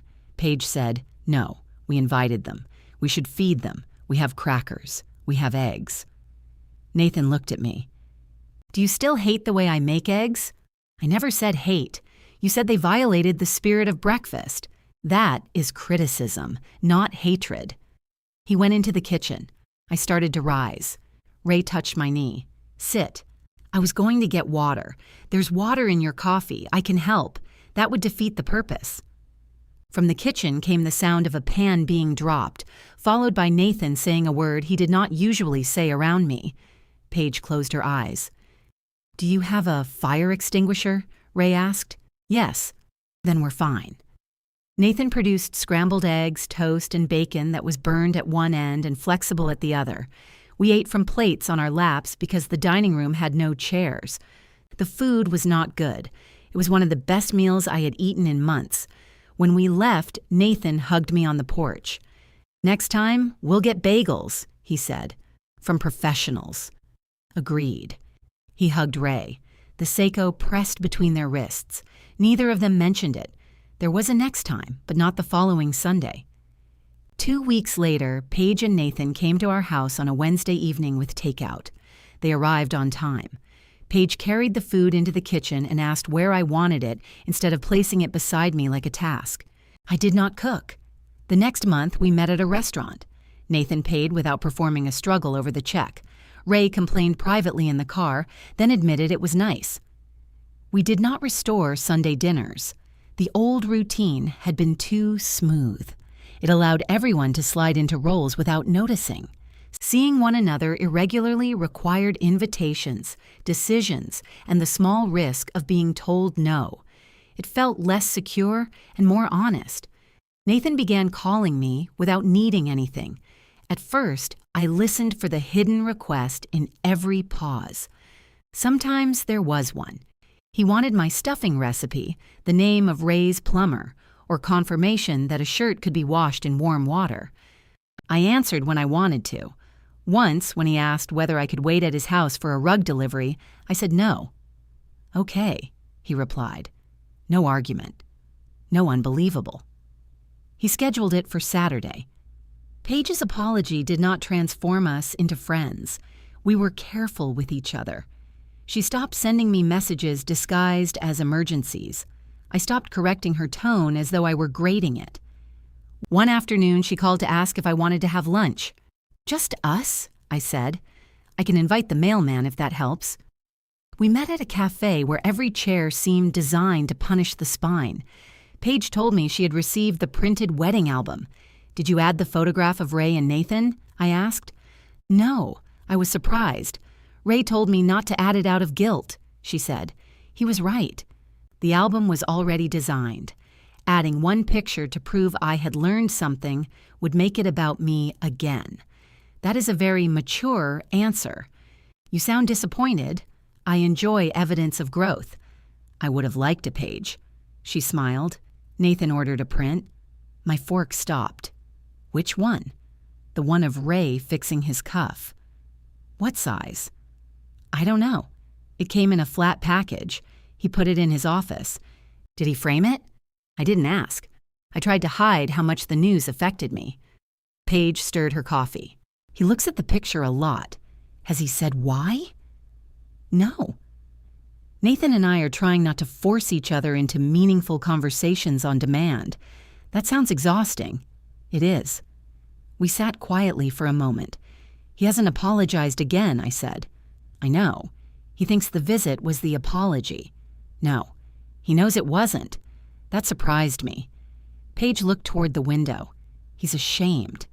He thinks if he says exactly what happened, it confirms something terrible about him. People can do terrible things without becoming terrible all the way through. Did you tell him that? No. Maybe you should. I shook my head. He has to come to it himself. Why? Because otherwise he'll say what I taught him to say. Paige nodded. When the check came, we split it. Winter loosened slowly. Snow along the curbs turned gray, then vanished. Ray kept wearing the Seiko. It lost 5 minutes every month, and he corrected it without complaint. Our 41st anniversary approached in April. The year before, we had gone alone to a steakhouse where Ray tightened a loose screw beneath our table before the appetizers arrived. This year, he surprised me by wanting people at the house. People? I asked. A small number. Define small. More than 2, fewer than a parade. We invited Leonard and Gloria, Judith and Sam, and Nathan and Paige. I planned dinner, then reduced the menu after Ray pointed out that our goal was celebration, not my hospitalization. Nathan offered to come early and help set up. I don't need help, I told him. I know. Then why come early? I want to talk before everybody gets there. The old alarm moved through me. About what? If I tell you on the phone I won't come. That sounds manipulative. It's honest. I looked at Ray. The Seiko showed 3 minutes past 6. It was actually 6:08. All right, I said. Come at 4. On the afternoon of our anniversary dinner, I set the table with the good plates and ordinary napkins. No coordinated colors, no flowers too tall to see over. At 3:52, the doorbell rang. Nathan stood on the porch in a blue shirt, holding a flat brown package beneath one arm. Happy anniversary, he said. You're early. You told me 4. I was complimenting you. He stepped inside and carried the package into the kitchen. Ray was opening a bottle of wine. He looked at the package but did not ask. Nathan placed it on the table. I need to say something before anyone else gets here, he said. His hands were shaking. I sat across from him. Ray took the chair beside me, the old watch visible beneath his cuff. Nathan looked at it for a long moment. Then he untied the string around the package. Inside was the enlarged photograph of him smiling at his father while Ray fixed his cuff. I've been trying to find a version of this where I don't have to admit exactly what I did, he said. There isn't one. Nathan kept his eyes on the photograph. I knew where the watch came from, he said. I remembered upstairs. Dad fixed my cuff and I saw it. I even made a joke about him still wearing it. Ray's hands rested on the table. He did not rescue Nathan from the silence. When Paige said it was too old, I remembered again, Nathan continued. Immediately. I didn't forget for 1 second. He looked at his father. I knew asking you to take it off would hurt you. I also knew you'd probably do it because you wouldn't want to upset me on my wedding day. Ray's thumb moved over the watch band. So I chose you, Nathan said. I chose the person who would make the least trouble, even though you were the person I owed the most. His voice broke. He pressed his lips together until he could continue. I told myself it was about keeping the schedule moving. Then I told myself Mom made everything worse. Then I blamed Paige because she was the one who said it. All of those things were partly true, and I used every one of them so I wouldn't have to say the whole truth. What's the whole truth? Ray asked. Nathan inhaled. I was ashamed. The word did not have the violent force it had the first time. Now it sounded stripped down and tired. Of me? Ray asked. No, that's what I kept telling myself, that I wasn't ashamed of you, just the situation. But if I'm honest, in that moment I was ashamed that the picture showed something old and ordinary from the life I came from. I felt myself stiffen. Nathan saw it. I know how that sounds. It sounds accurate, I said. He nodded. Paige and I had spent over a year building this day that looked like the people we wanted to be. The hotel, the flowers, the clothes, all of it. I thought if everything looked right, then it meant I had done something right. His fingers touched the edge of the photograph. And there you were, wearing a watch I bought when I was 19, when I was working nights in a warehouse and counting every dollar. I loved that you kept it. I still love that you kept it. But for 10 seconds, I looked at it and saw a version of myself I didn't want in the picture. Ray's face tightened. That's hard to hear, he said. I know. No, let me finish. Nathan stopped. Ray leaned forward.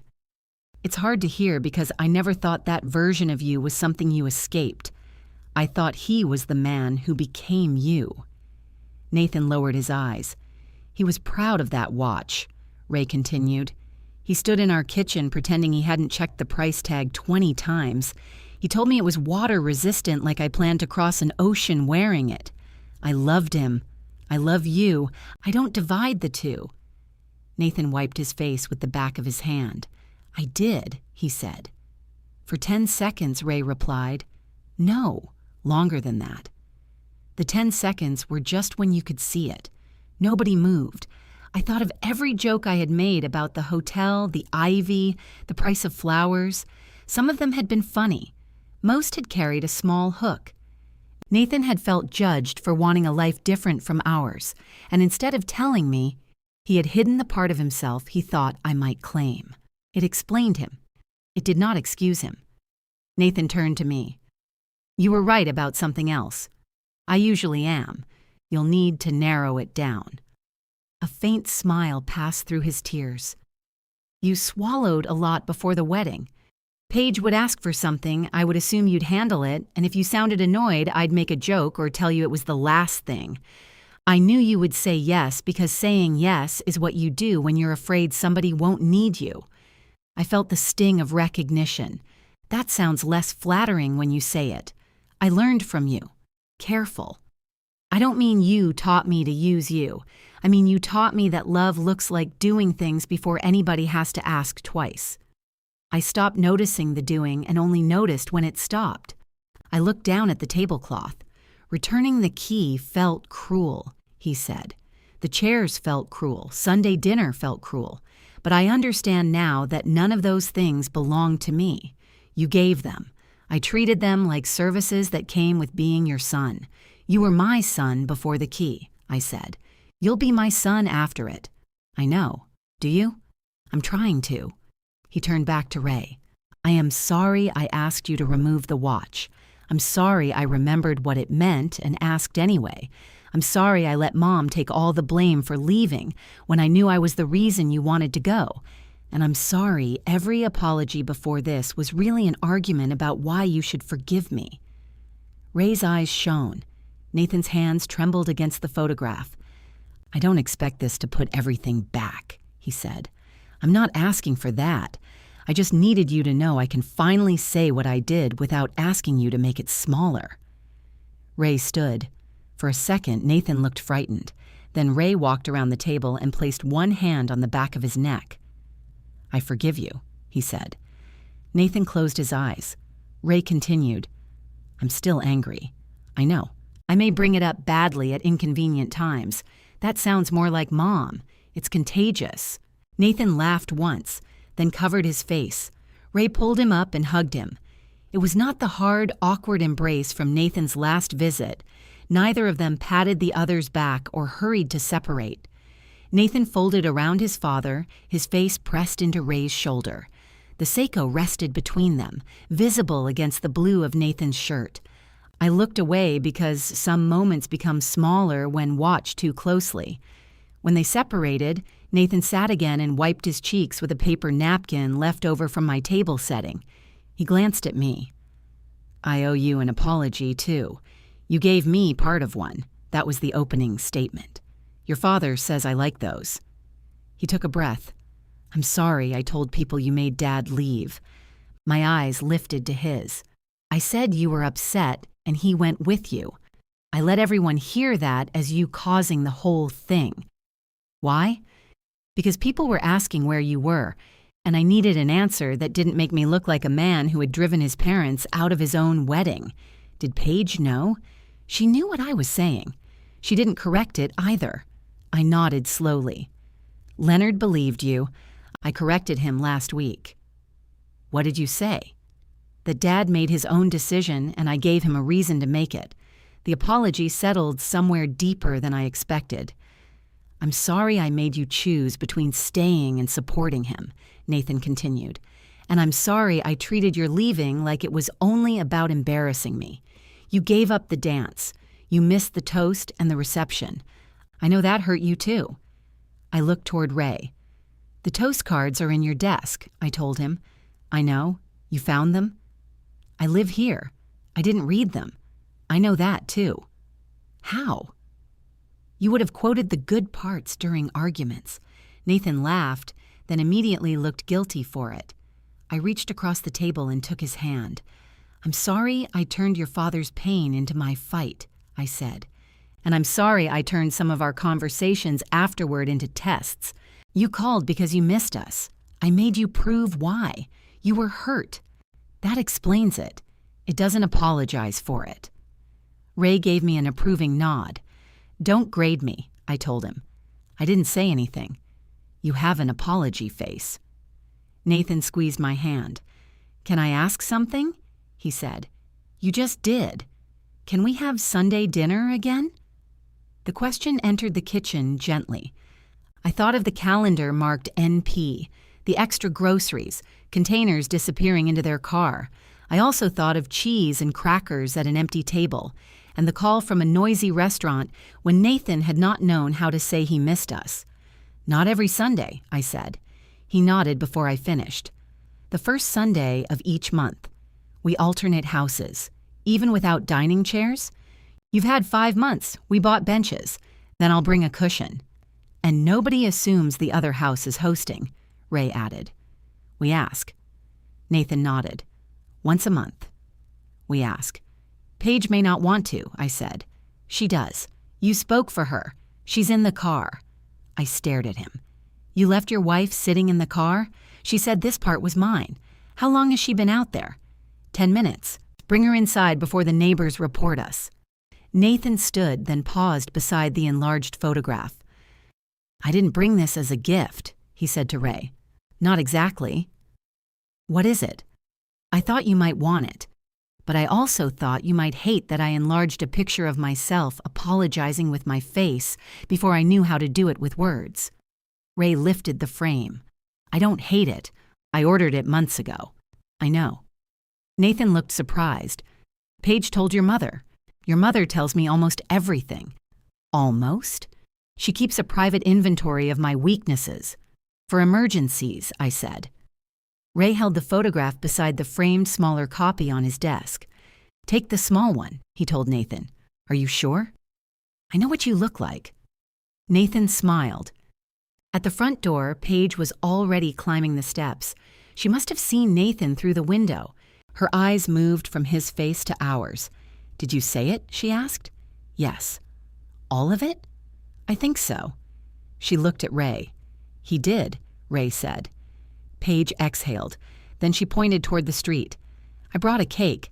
It's in the car because Nathan said bringing it inside would look like a bribe. What kind? I asked.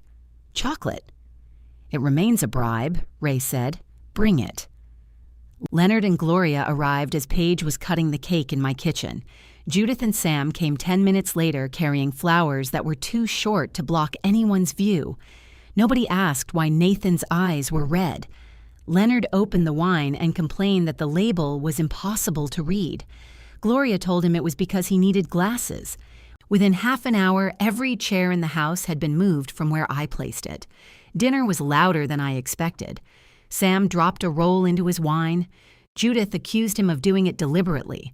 Leonard announced that Ray's table was wobbling, and Ray disappeared beneath it with a folded piece of cardboard while the rest of us were still eating. You could leave one thing unfixed on your anniversary, Nathan said. Then don't lean on the table. When dessert was finished, Ray left the room.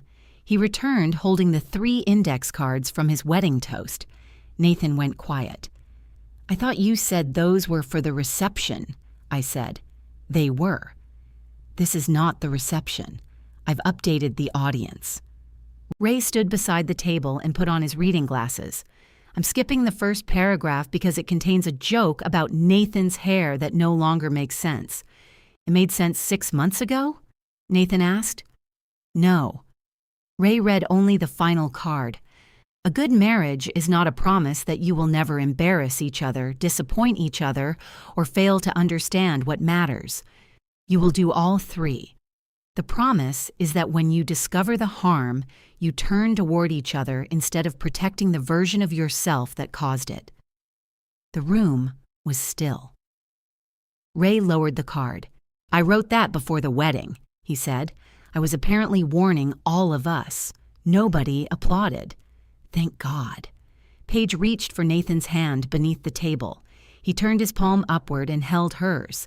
Later, while we carried dishes into the kitchen, Judith insisted on taking a group photograph. No arranging, Paige said. I have to arrange you enough to fit. That's how it starts, Ray warned. We gathered in front of the bookcase. Nathan stood beside Ray. Paige took the place next to me, careful but not distant. Leonard complained that Sam was blocking him. Gloria told him the camera was doing everyone a favor. The first photograph was stiff. Again, Judith said from behind my phone. Ray glanced at his watch. We'd better hurry. This thing is old. For one terrible second, the room froze. Then Ray added, "It may outlast all of us, but dinner might not." Nathan laughed first. It was not polite laughter. It burst out of him, startled and helpless. Ray began laughing too. Paige covered her mouth. I leaned into her shoulder because my knees felt weak, and she steadied me without making a fuss. Judith took the picture. In it, none of us was looking in the same direction. Leonard's eyes were closed. Sam still held a dish towel. My hair had fallen flat on one side, and Paige was laughing too hard to look elegant. At the center, Nathan's hand rested on his father's shoulder. Ray's cuff had pulled back. The old watch was fully visible.